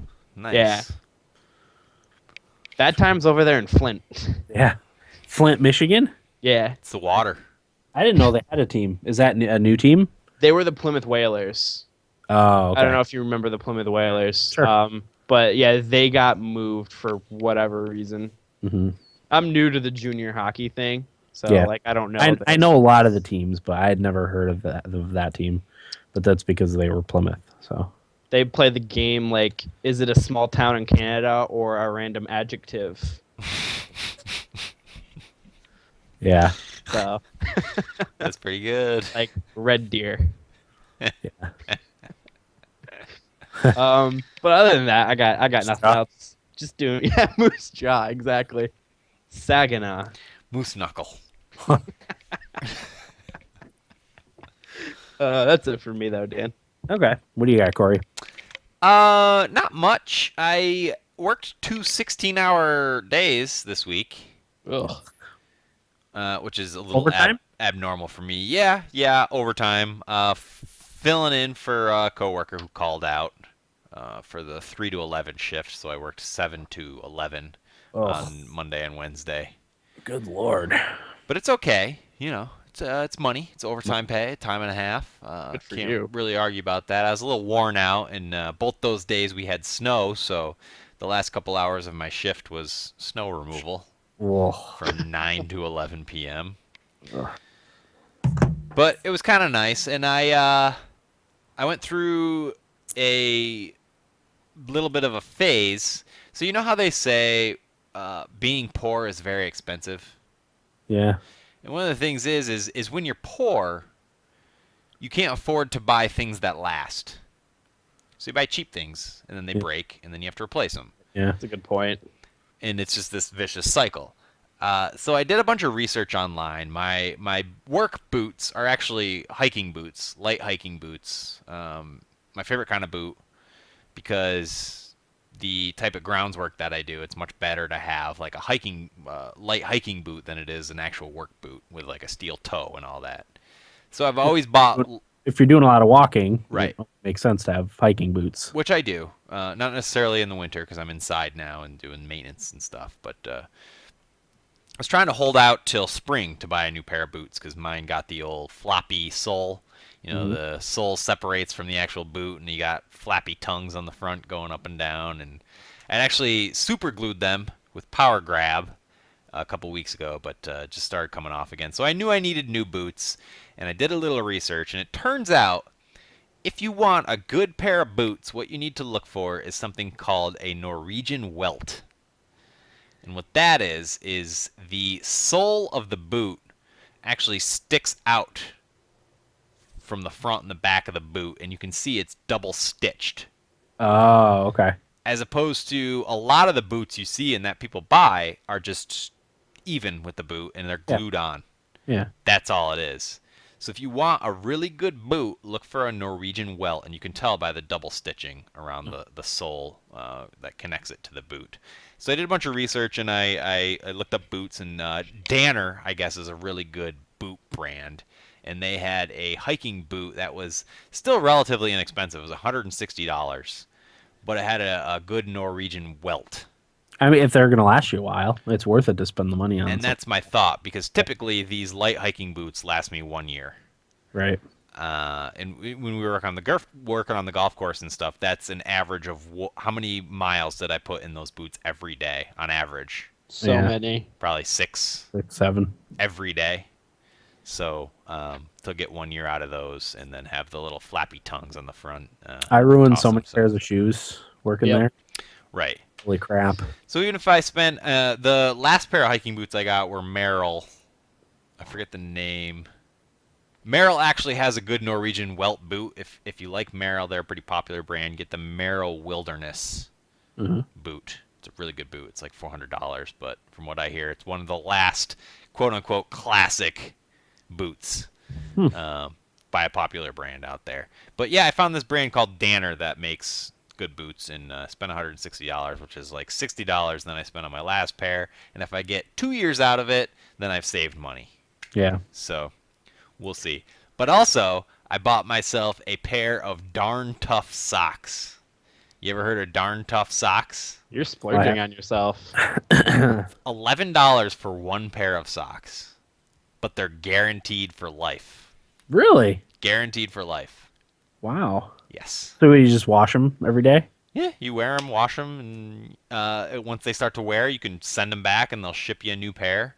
It's fantastic. Wow. But a lot of people said, well, once you spend the money to ship them back and all that stuff, but it's like, well, no, it's more than that because it's a really high quality sock, so it's super comfortable.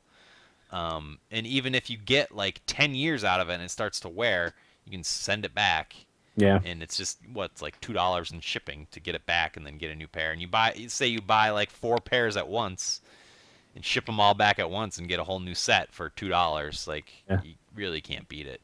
No, that's awesome. Yeah, it's this. I was reading about it. It's this brand out of Vermont, and every November they do like a festival in the town at the sock factory, and you can go and get like these pairs of, $10 to $20 pair of socks for like $2.50 to $5. You should make the trip. That's what I told my girlfriend. I'm like, we should go to this sock festival in Vermont. You said it's in Vermont? Yeah. That's probably not that far of a drive for you. Not that far. 5 hours. It's 6 hours from here, where I live. Vermont.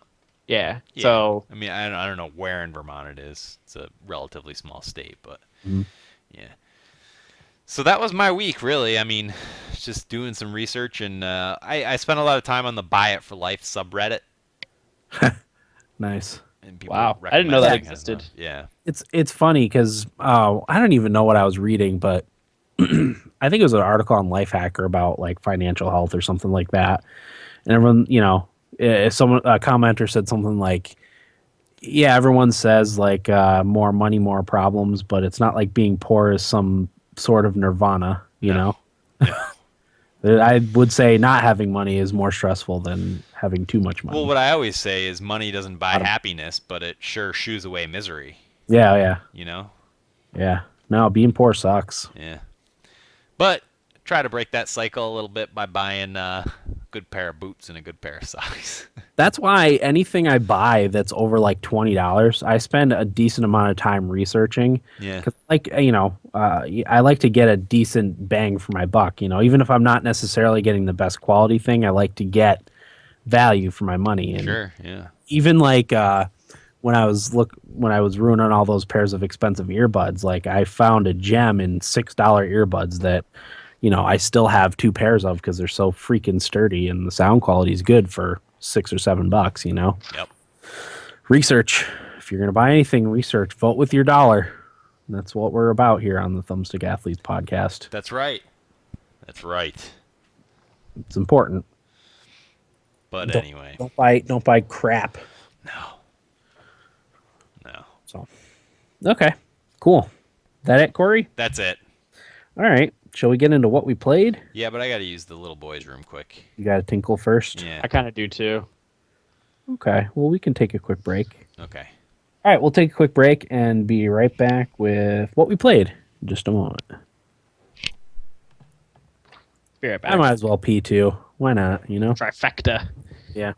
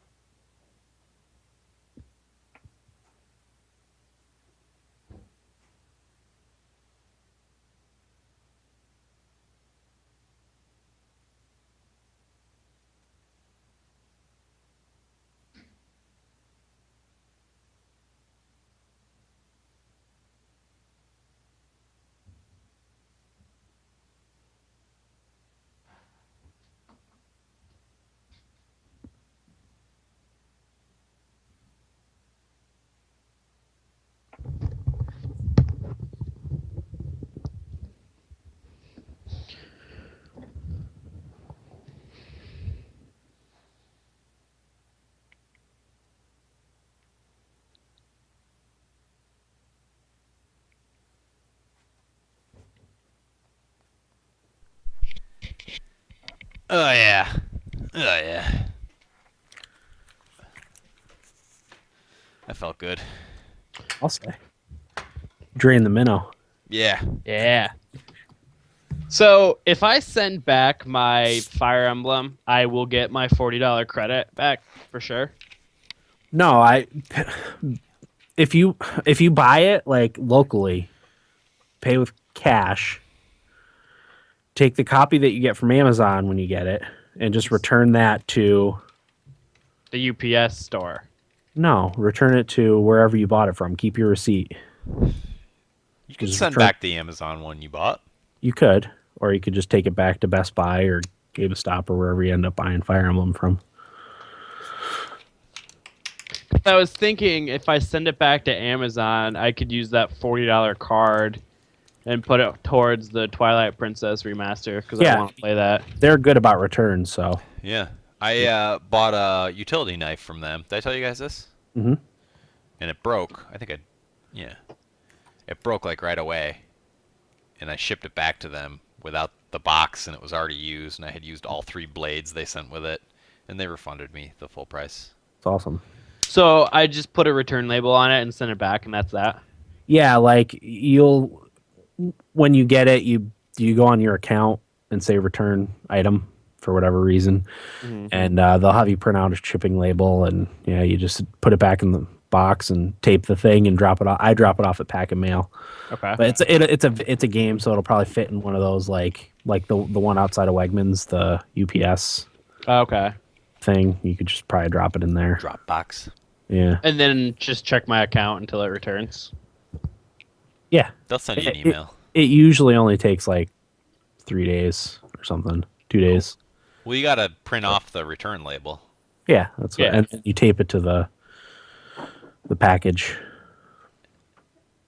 They could just send it out yesterday. Yeah, like I said, when we pre-ordered it, mine wasn't supposed to come until Tuesday.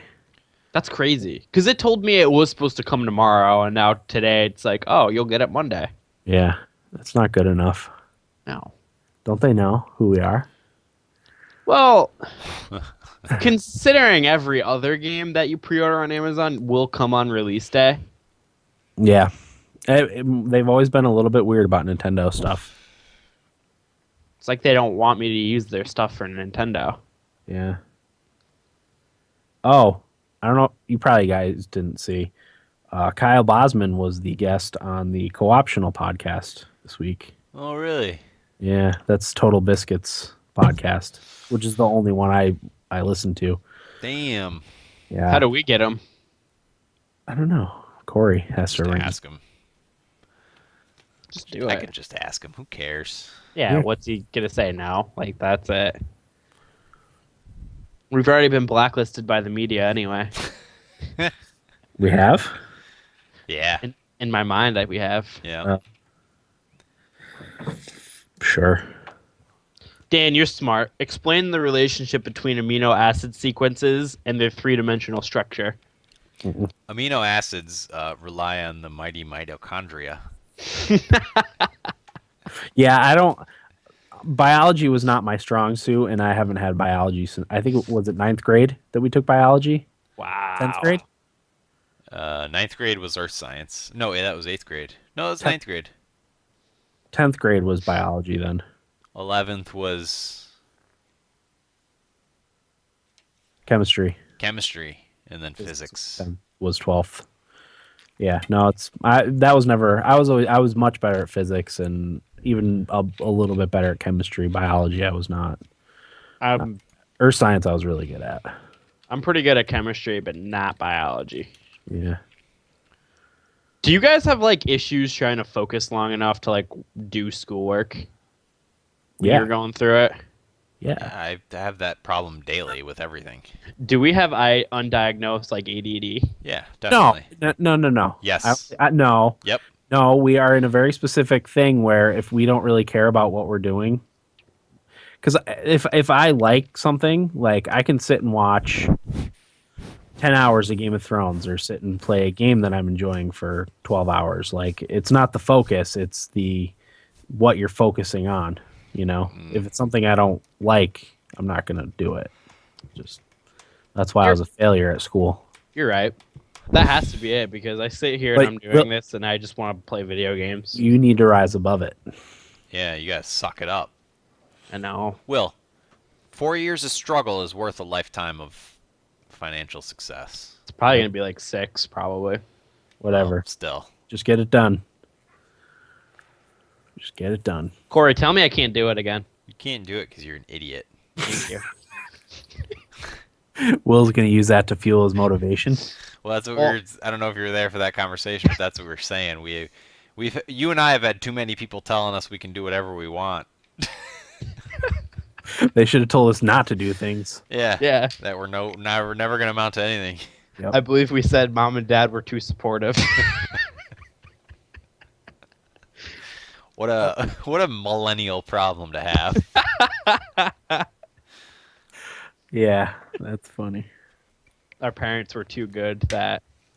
I mean, it should have been obvious when I started getting back, like, because I was fine in school until you needed to start actually, like, doing things. So after high school? Yeah, like, I mean, in high school. Like, I was fine up until high school when you needed to start doing homework and studying, that I became a failure at school. I think part of the issue is cell phones. If I didn't have a cell phone, I'd probably be a whiz at school. Oh yeah. Are you trying to say you spend too much time like farting around on your phone when you should be? Oh, I sit in my biology lecture and I watch highlights from the previous night in hockey. Yeah, that's not going to help you. You want me to confiscate your phone, Will? Please do. All right, I will. Just like Eric's FIFA. Well, you have to teach yourself more self-discipline. Now we need to confiscate Eric's Rocket League. Even though we would have to confiscate his Xbox, PS4, and computer. Eric only has a 3DS. No. He doesn't still have his 3DS. His Maybe Vita. He can still have the Vita. I can't picture Eric predominantly using a Vita forever. Nope. Okay. Shall we get started? Yeah, let's do it. Don't let me forget when I'm talking about Tomb Raider. I got new headphones. Oh. That I wanted to talk about because it's related. Yeah, brother. All right, here we go. I wanted to talk about it during my week, but I forgot. Here we go. Right. 5, 4, 3, 2, 1. Welcome back, everybody. Episode 239 of the Thumbstick Athletes podcast. We are now in what we played. Corey, we'll start with you. What did you play this week? I played Kerbal Space Program and The Elder Scrolls Online, which I haven't played since the beta. Oh yeah, that was the last time I played it too. Would you guys like me to start with one or the other? Let's hear about Elder Scrolls first. I want to hear your thoughts on that.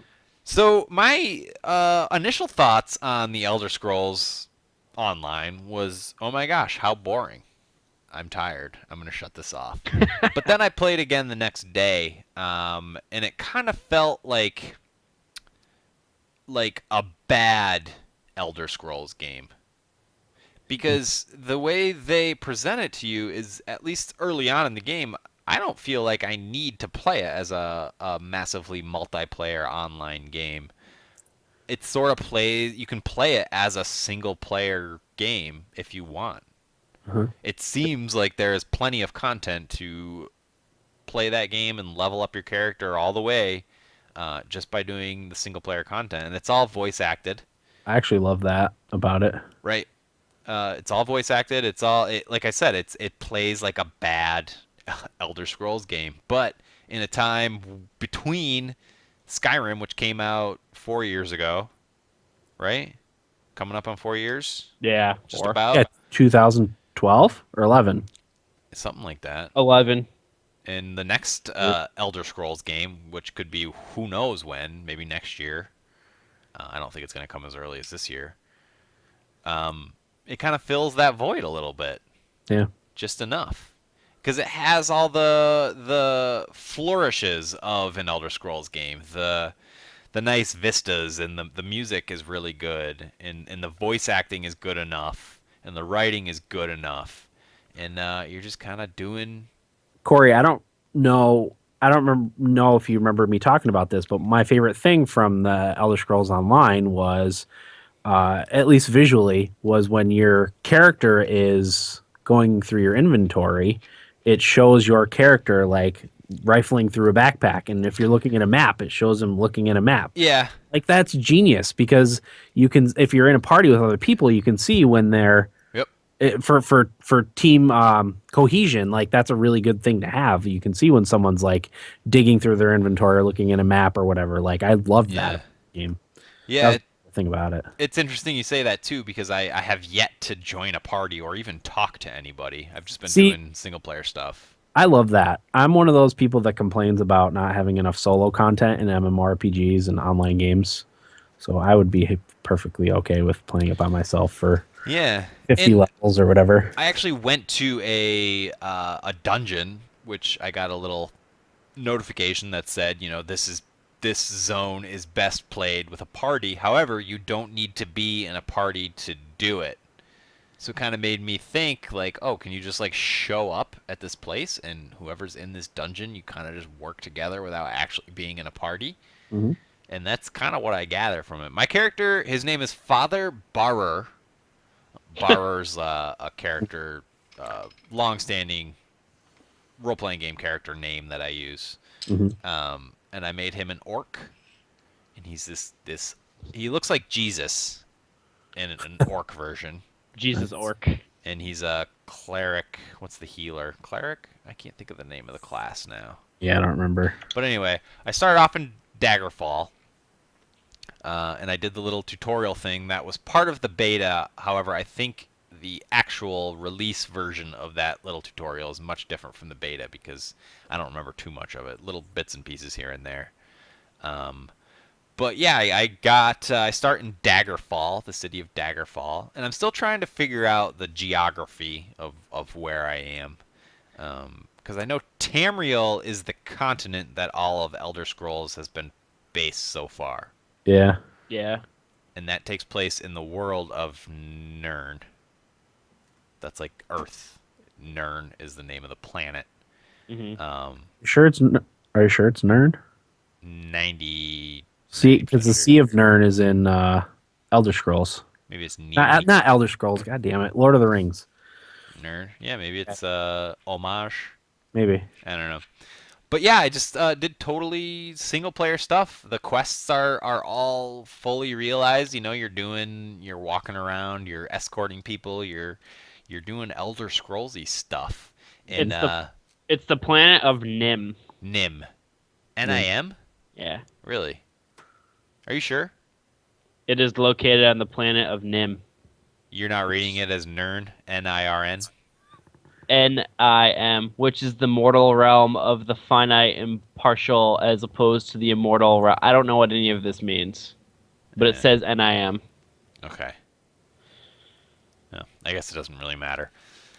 But yeah, and it also scratches that Elder Scrolls itch because you can come across boxes and treasure chests that are just out in the wild, and you open them up and take the loot that's inside of it, which is very not an MMORPG thing to do. At least the ones I've played, Guild Wars 2 and all that other stuff. There's not just random loot sitting all over that you can open up and take. Right. You have to win it or harvest it. Yeah.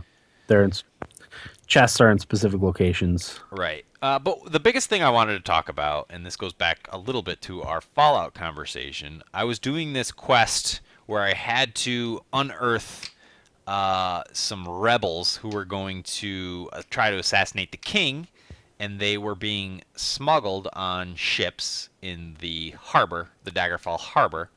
And once I finished that quest, I saw a random fisherman at the end of the dock. And I was like, oh, let's just see what this person has to say, because everybody has something relatively interesting to say. So I went and talked to him, and he's like, hey, man, that thing across the way, I don't know, you see that cave? There's some weird stuff going on over there. And I'm like, all right, I'll go and jump in the water and swim over to this cave and see what's going on. So I did, and I discovered this place called Bad Man's Hollows. And there was a bunch of Bretons in there, and they were having what they called a harvest festival. And it was in this large kind of what's the best way to describe it? Like it's there was like a network of caves, but it was in like a courtyard of the caves. There's a word for that. I just can't think of the name of it. With like antechamber or something like that. Like yeah, kind of, but it was like open and you could see the Yeah. sky and there were green trees and grass and flowers and it was really pretty.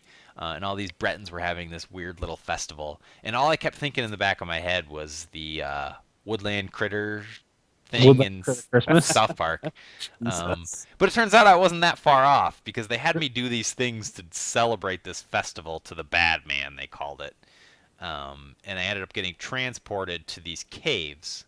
Come to find out, they were actually doing like a Daedric worshiping something or other, which is fascinating to Cool. me.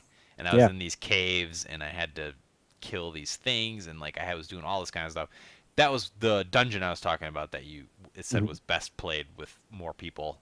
I didn't have anybody with me, and there was a couple people running around the caves, but nobody would really interact with me enough to like work together to get through them. So I ended up backing out. But I was thinking to myself, like, what a great thing to just kind of discover. And it all happened because I just talked to a random NPC on the end of a dock. Yeah. In doing so, I found this thing that I never would have found otherwise, and it made me feel rewarded for my, willingness to interact and explore a little bit. Makes me want to play it. You talking about this? Yeah. You have, don't you, Will? I do have it. Yeah. I actually used Eric gave us Steam gift cards as a gift to his bachelor men. Along with awesome Game Boy themed flasks, which we forgot to talk about last week. We did forget to talk about those that are really If cool. I had mine down here, I would show it, but yeah, mine's somewhere. I think I put it in the cupboard, but yeah, I used his $20 gift card and then threw $10 of my own cheddar on top of it to play Elder Scrolls Online. no monthly fee, right? No monthly fee right now, and I think there's an expansion coming out.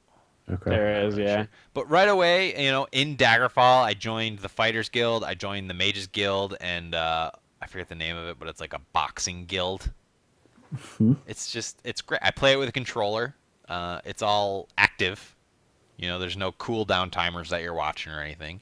It feels, like I said, and it sounds bad when I say a bad Elder Scrolls game, but like it's enough of an Elder Scrolls game to scratch that itch right now. Nice. I'm kind of enjoying it. I don't Good. know. It's fun. Glad you like it. So definitely, Will, if you do you have it? Did we? I do. That? Yeah, we should play. Didn't you say our Yeah. E3 correspondent has it too, John? Maybe. I thought you said that's why you got it. Was because he had it too. That's that's why I was gonna the Division. Oh, the Division. Okay.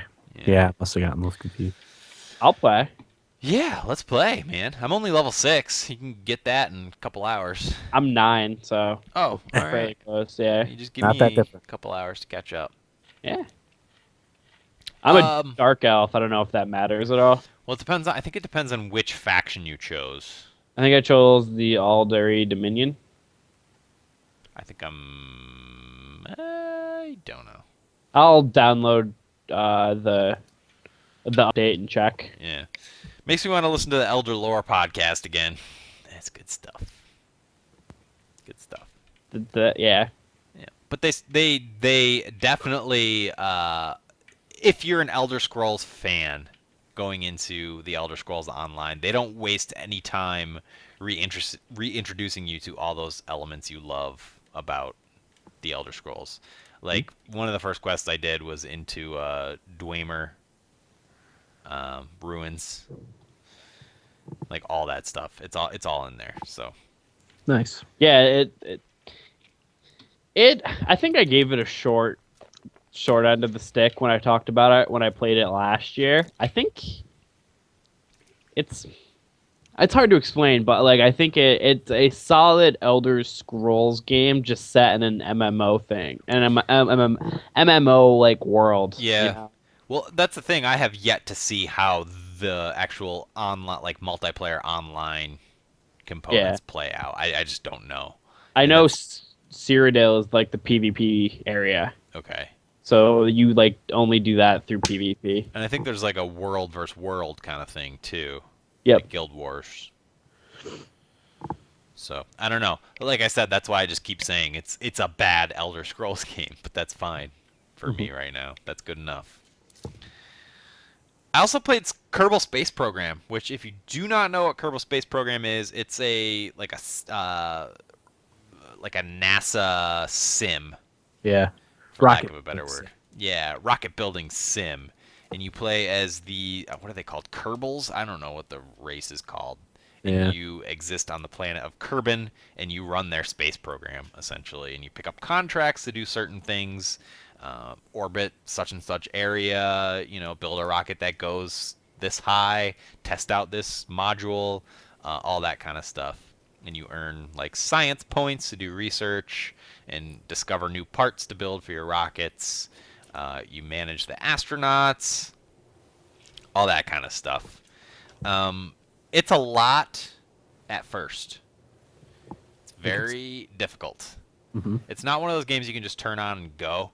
You have to do at least I think I did the first 5 tutorials, which got me to the point where I am doing orbiting stuff, which is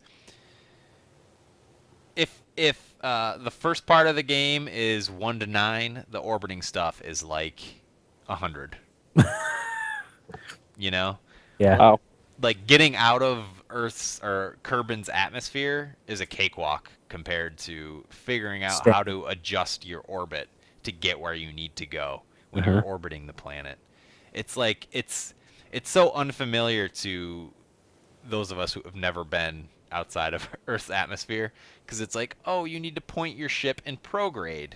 Oh, nope, now you need to point it in retrograde and fire the boosters a little bit and just adjust yourself just a smidge. And they do give you a little bit of tools to help with that side of it, but it's a lot. And there's actually a whole website devoted to punching in where you want to go, because it's not, you can explore beyond the home planet in that game. You can explore, it's like our own solar system. It's a spoof on that.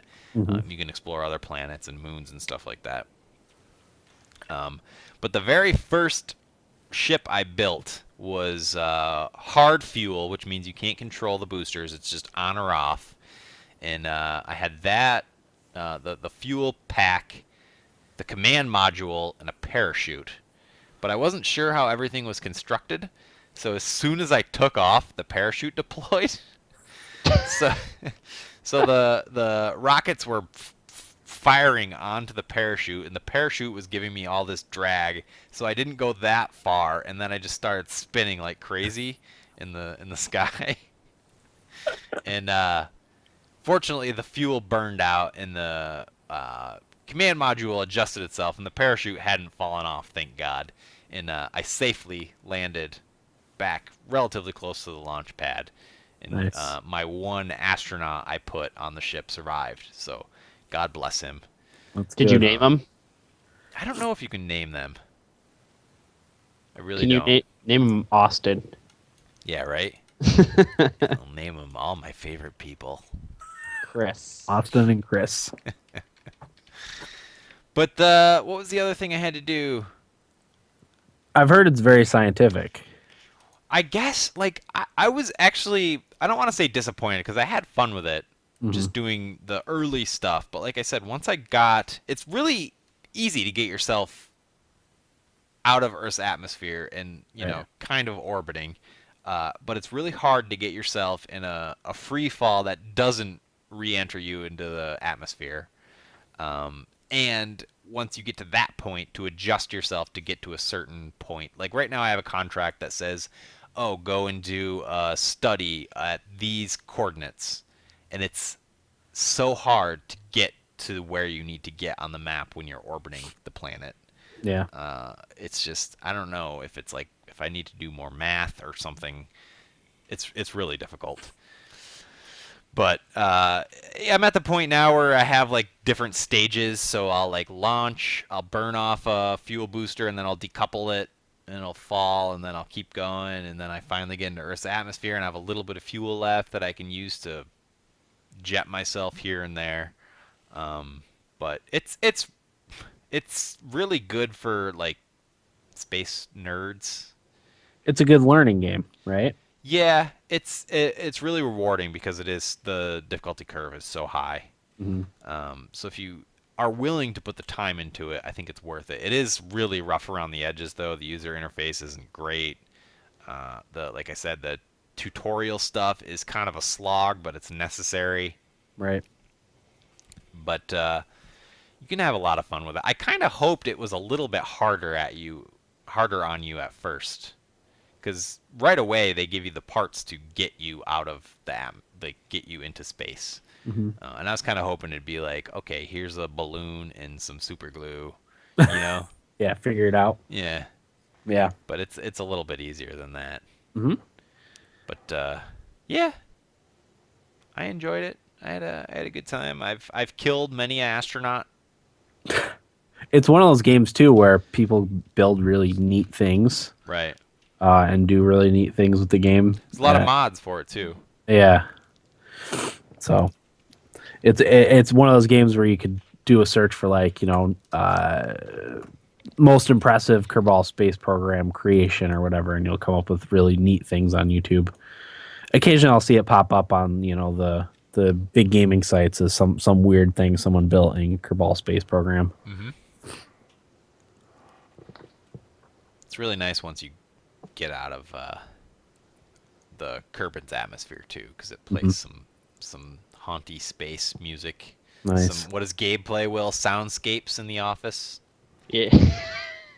Yeah, it Plays is. some soundscapes. Okay. Anything else, Corey? Oh, I played a ton of Rocket League. A ton! And I still haven't ranked up.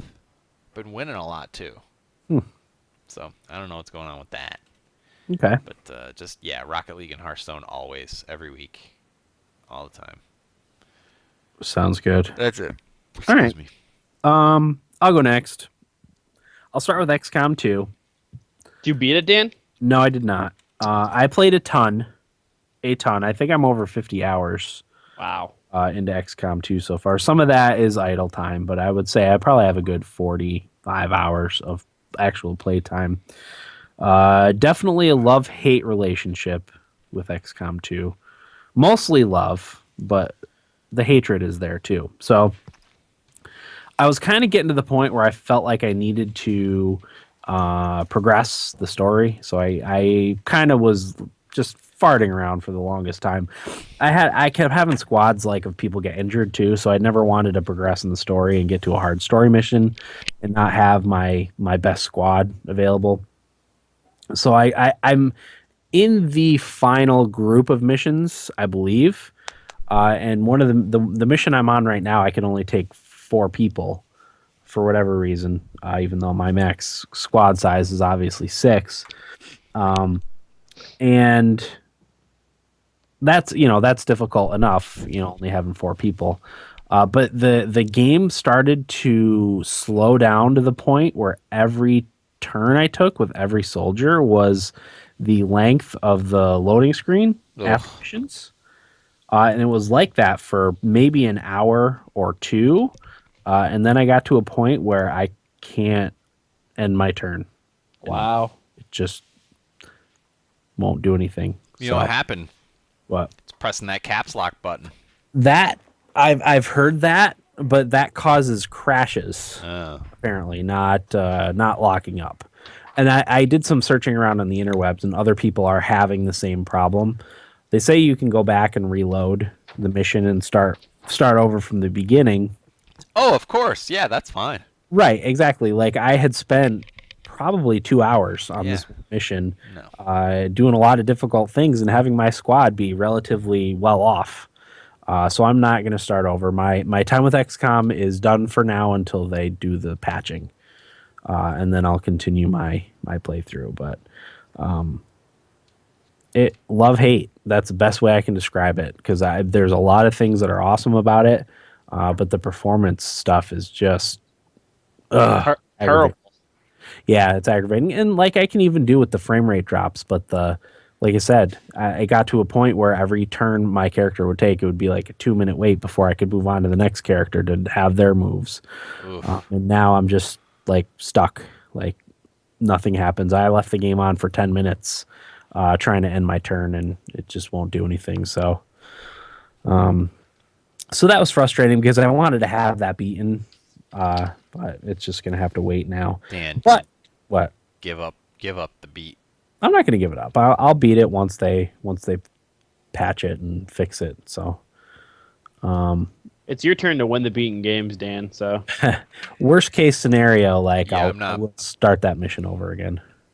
I'm not beating any games this year, I've decided. You're just gonna get to the final battle or whatever and give up. Yeah. Seen all I need to see. I'm done. Yeah. I'm done here. But what that did do is it gave me an opportunity to play Rise of the Tomb Raider, which I absolutely love. It's a fantastic game. Isn't it a great game? It is a great game. I like that there's a lot. There seems to be a lot more story in this one than in the original Tomb Raider reboot, I guess. Yeah. Yeah, it's really good. I think one of the things I like about it too is I'm a lot more familiar with the history in this game because it's it's set in the Siberian wilderness. So they talk about like the Mongol invasions and the Byzantine Empire and all that stuff. It's a lot more familiar to me than they talked about in the first Tomb Raider, not the first Tomb Raider, but 2013 Tomb Raider. It was all like really ancient Japanese history, which I'm not as familiar with. Oh yeah, because of the location, right? Yeah, and it wasn't even like feudal Japan. It was like 3,000 years ago Japan, which none of that history is even remotely familiar to me. So, like the history of Dynasty Warriors. I think it's even earlier than that. I think we're talking 3,000 years ago. Oh, so all the way back to the Tokugawa shogunate. No, that's no, it's predates the shogunates by a long margin. Yeah. So that's cool. It's a great game. I'm trying to do everything, get all the collectibles, all the upgrades, level up Lara Croft the entire way. But I also I forgot to talk about this during my week, but I got a new pair of headphones because my dog had chewed up my other ones. I had left them on the floor and Oof. Yeah. Sorry. I didn't. Well, that's fine. I didn't see him doing it, so I couldn't punish him because it makes no sense to them if you punish them later. So I couldn't reprimand him for chewing on my headphones. So I got a new pair. It's a inexpensive USB headset. It was $35.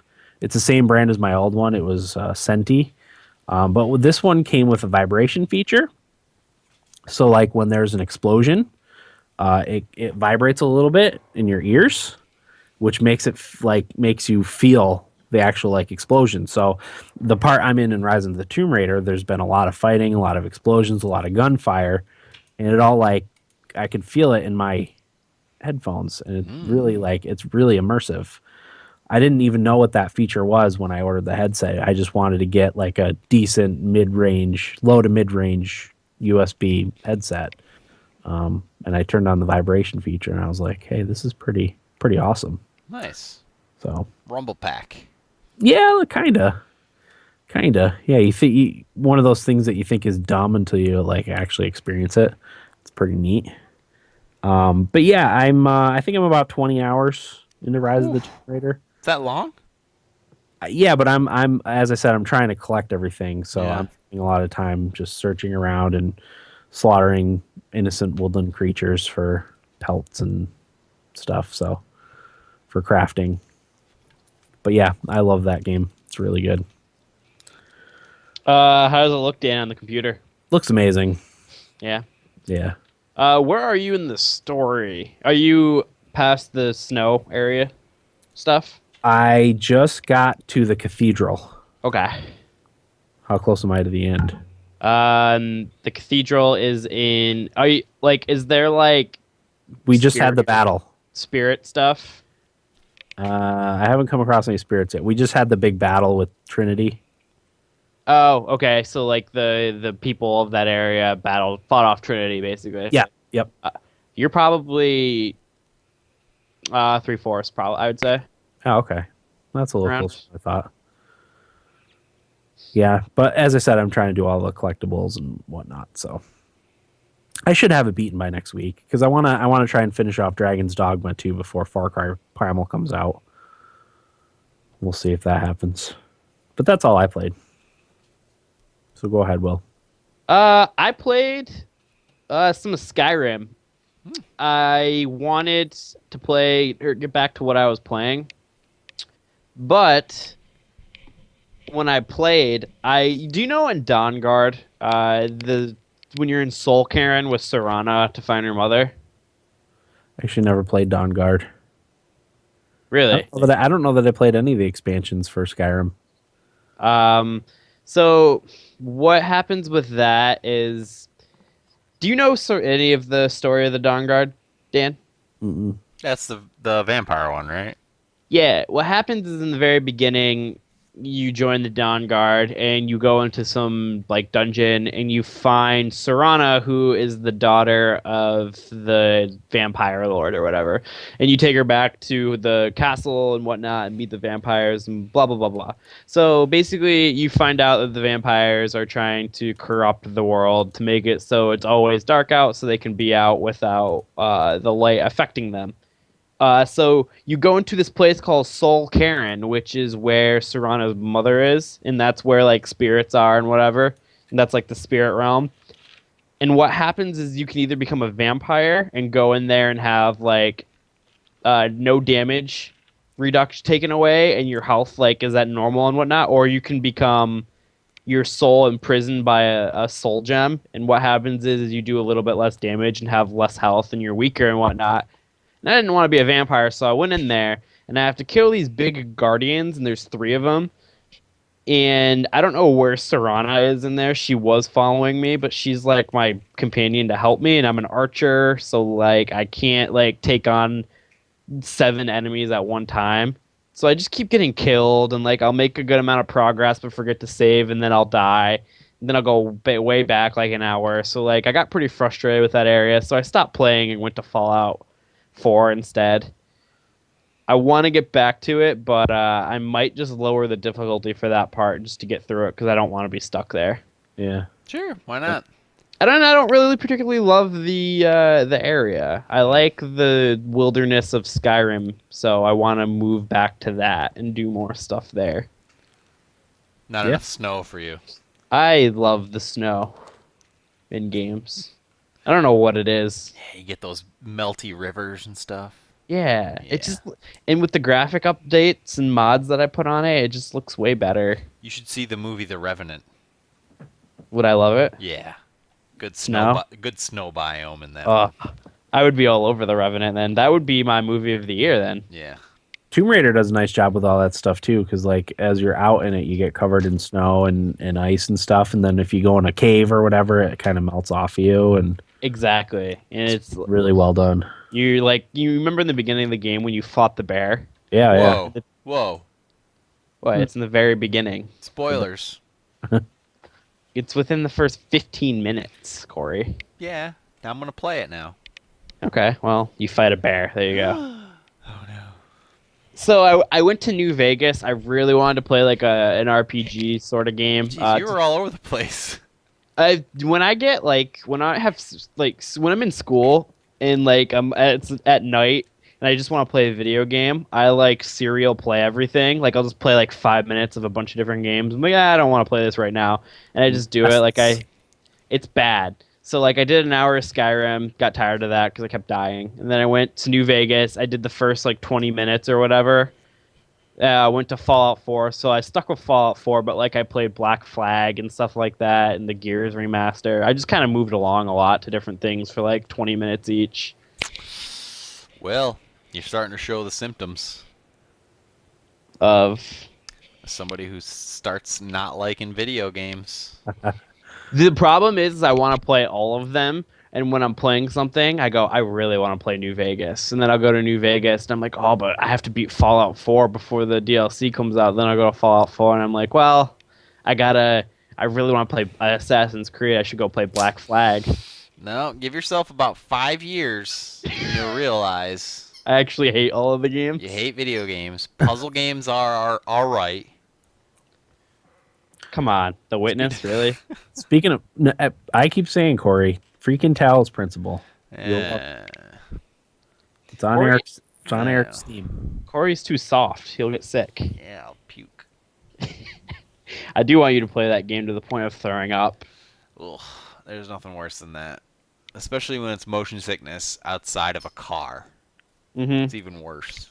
Because you can't, like, stop it. Yeah. Because It's you're not not like the car stops. Yeah. So yeah, I played Gigantic, Mhm. which I'm gonna really struggle talking about it because I haven't played it in 2 weeks, so it's a little foggy. But this is the MOBA that's on the Xbox One and PC. Am I even allowed to talk about it, Dan? Do you Yeah, know? there's videos on YouTube. Okay, and there's streams and whatnot.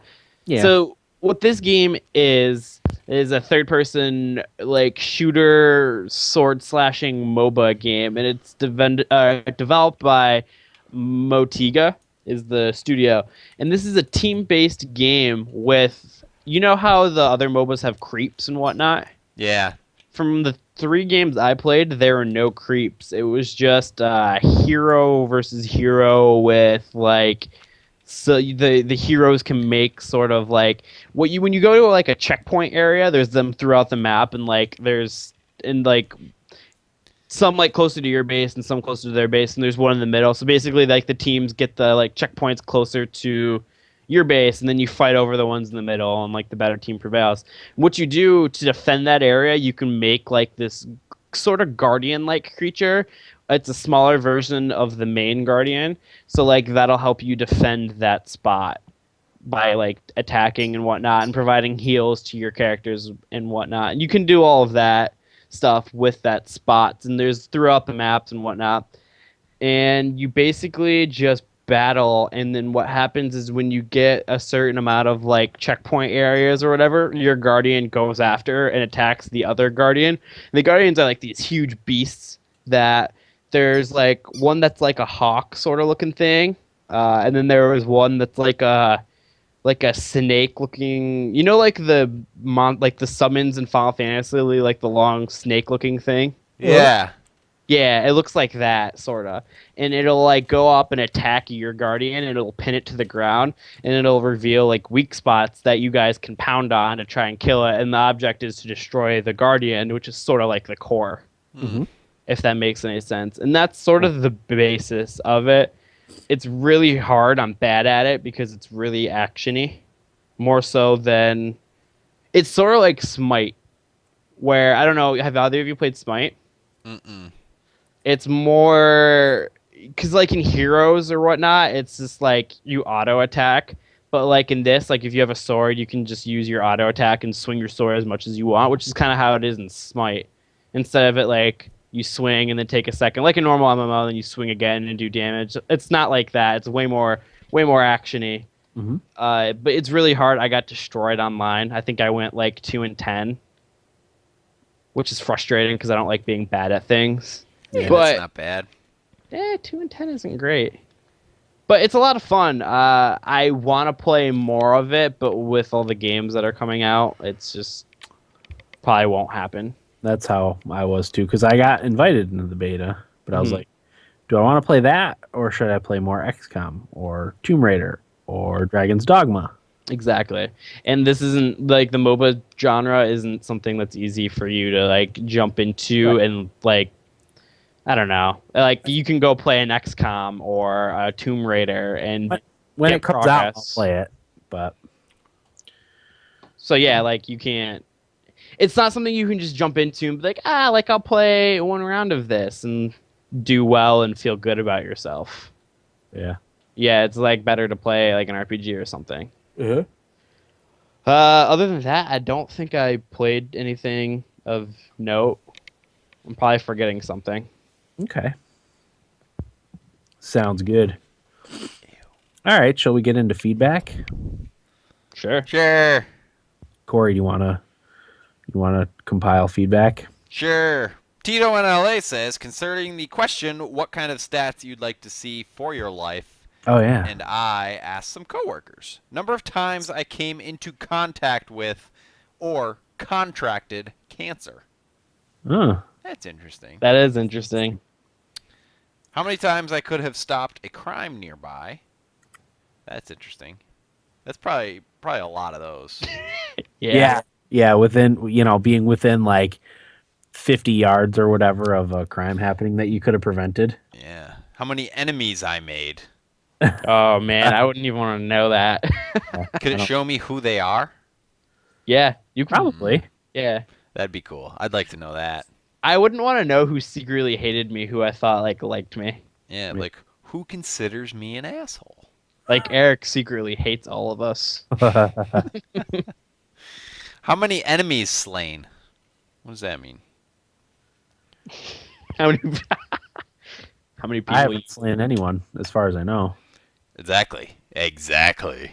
Maybe you don't know that you killed anybody. Oh my god! If I saw like there was one death I was responsible for, like on my stats page, I'd be like, And you saw, but you didn't know the person, so you're like, "What happened?" yeah, I would be devastated by that.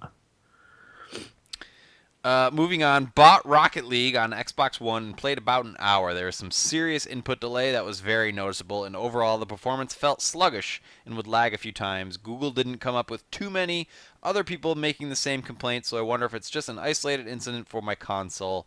Bummer. Eric actually messaged us to say, let Tito know I totally agree with his note about Rocket League on Xbox One. So you're not alone, Tito. Eric is with you on that. Yep.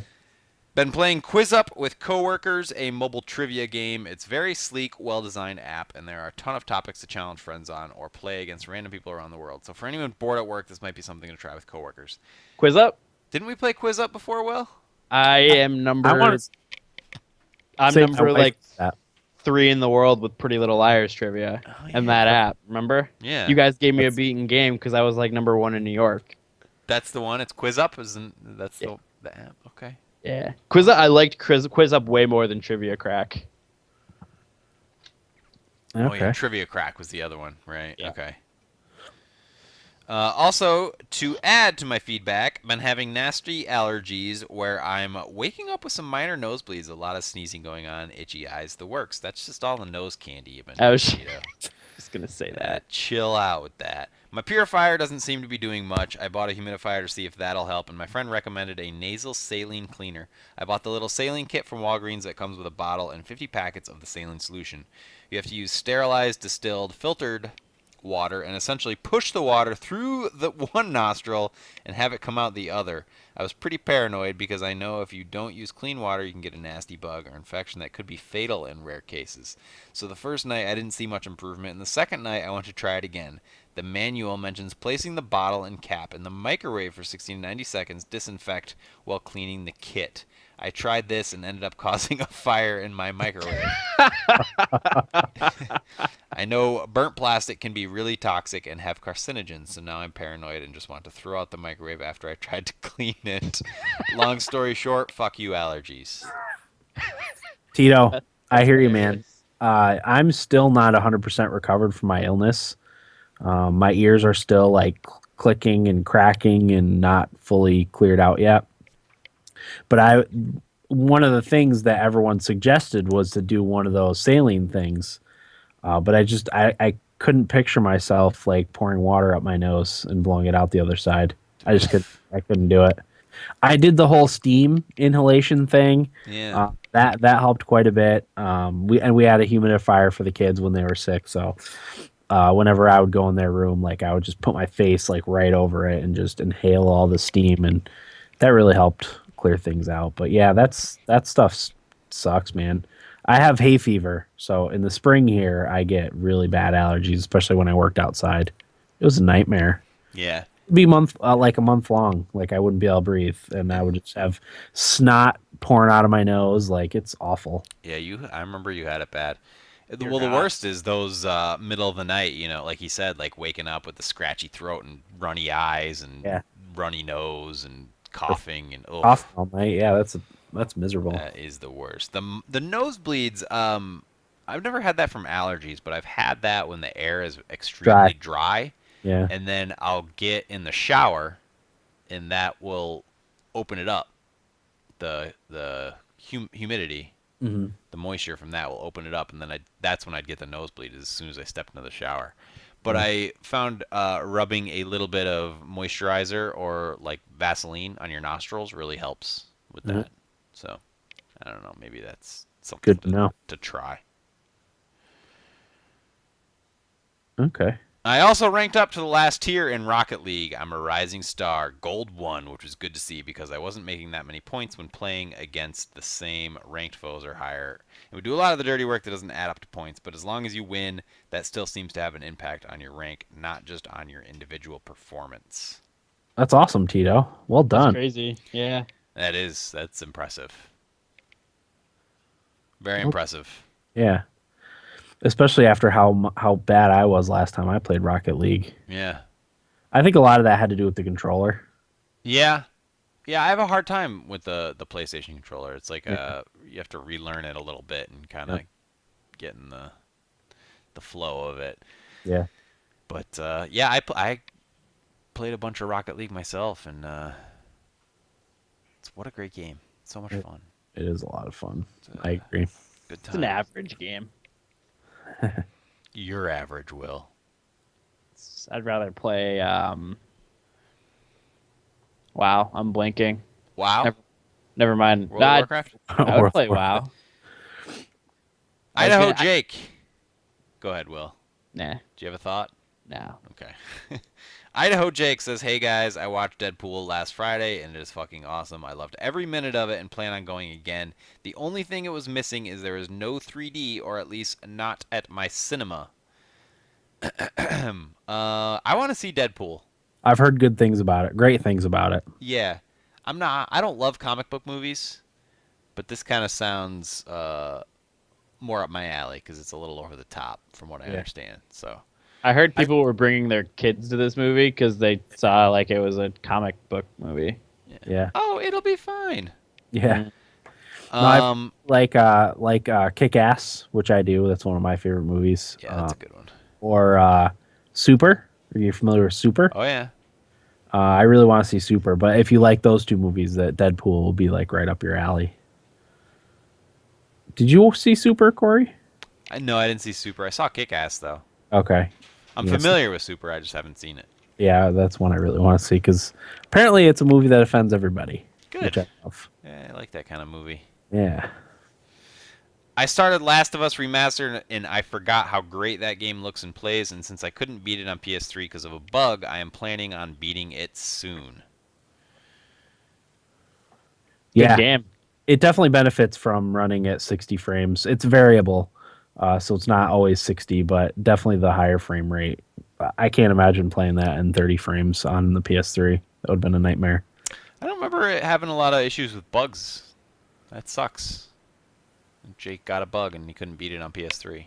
Yeah, I didn't play it on PS3. I played it on PS4. But yeah, I definitely totally it benefits from the better frame rate. I'm excited for the Fallout DLC just because I already have the season pass and I get all of them, but I'm more excited because we are closer to Far Cry Primal. I also pre-ordered The Division and I hope others are going to play on PS4 this weekend. Yeah, Will and I gonna try to play tomorrow, I think. On PC. On The PC, Division? That's right, yeah. I don't know. Eric wasn't... out of the three of us, I think Eric was the least impressed with... Or Will didn't play, but Eric was the least impressed with The Division. The one person who didn't play it bought it already. I am going to buy it. I'm just waiting for the right Green Man Gaming deal. I'm hoping it goes down to 36 like Far Cry Primal did. Yeah. So, that's not coming out for another like 2.5 weeks. So I've got time to search for a deal. Mm-hmm. Now for question of the week. What is the best death you have had in a video game? Thanks, guys. Go see Deadpool.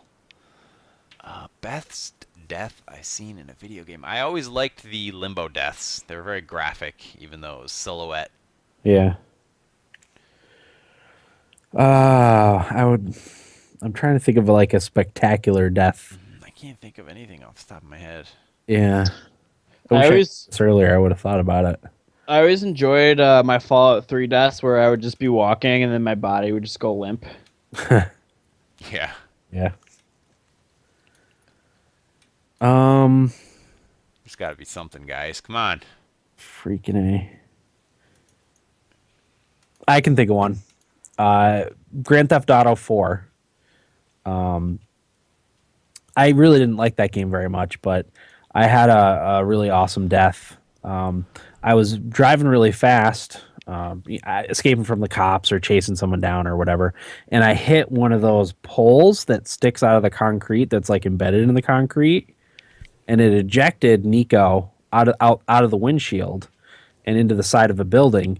But what was cool about it was as he was flying into the side of the building, he like covered his head like this, like he reacted like you would if you were flying out of a windshield of a car and headed towards a building. Mm-hmm. I thought that was really cool. So he splatted on the building and then fell down and was dead. I just thought that was my favorite part of the entire game. So That sounds all right. yeah, it was pretty cool. It was just a very neat ragdoll flinging out a windshield and splatting into a brick wall or side of a building or whatever it was. Just recently in Kerbal Space Program, one of the first times I got out of the Earth's Kerbin's atmosphere, I expelled all my fuel. So I got to the point, and I had burned off my parachute when I got up. So I got out of the atmosphere, and I was just the command module floating in orbit for a little bit.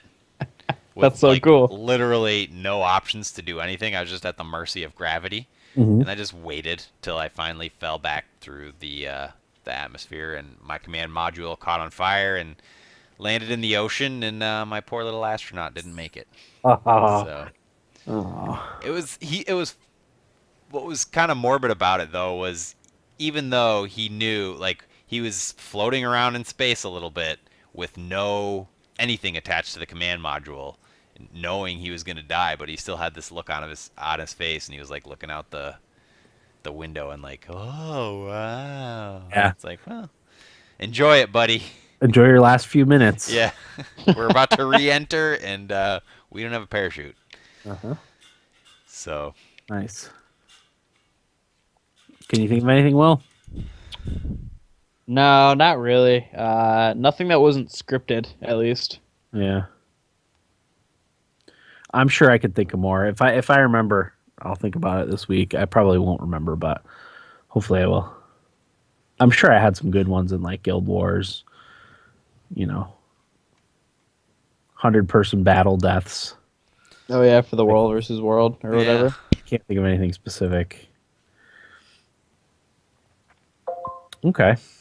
well, if anybody else has any good deaths they can think of in their games, let us know. In for next week. Jake's been doing a good job with his questions of the week because Yeah, I have thank you. not. We're all a little behind on things. I just today caught up on blog posts from like a month ago. We have to figure out how I can do that over Skype, by the way. Damn it. I was supposed to put in show notes. Do what over Skype? The show notes over Skype. We'll get it all sorted. We need to come up with a method. Anything else? I don't think so. Okay.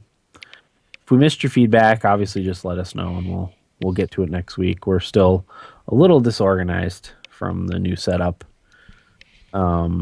Next week's episode is likely to be Fire Emblem. I am getting the Conquest version. Will is getting the Birthright version. Mm-hmm. So we'll compare and contrast a little bit then. But it depends on if Will's gets it and has enough time to play with it, right? Well, good news. I just checked my shipping details. It's in East Syracuse right now. Oh, so it should be tomorrow. Unless they do something stupid and go to somewhere else and then come. It happens sometimes. Yeah. Depending on the hub, right? The hub. Why do you always have problems? I've literally never had a problem. I don't know. I think the most glorious one was the Assassin's Creed 3 one. It was just gone. Yeah, it just never came. Yeah. There was no tracking information. We've only had one issue. It wasn't mine. It was my wife's. She ordered a phone from Amazon. It was Moto G, and it got delivered to the wrong house. That's right. She just contacted Amazon, and they just sent her a new one. And then, like 2 weeks later, whoever the phone was delivered to, they dropped it off at our house. So we just shipped it back when we got it. Mm-hmm. So it was nice of them to bring it because they didn't have to. No, that's a new phone right there. Yeah, exactly. I mean, it was a Moto G. It was like a inexpensive, replacement if you break your phone type of thing. Yeah, but it's still a good phone. Like that's what I used for a while until I got my Samsung. So, any other thoughts, questions? Good to go. I'm good. All right. That'll do it for episode 239 of the Thumbstick Athletes podcast. I'm your host, Dan. I'm Will. Corey. Thanks for listening, and get out of my basement.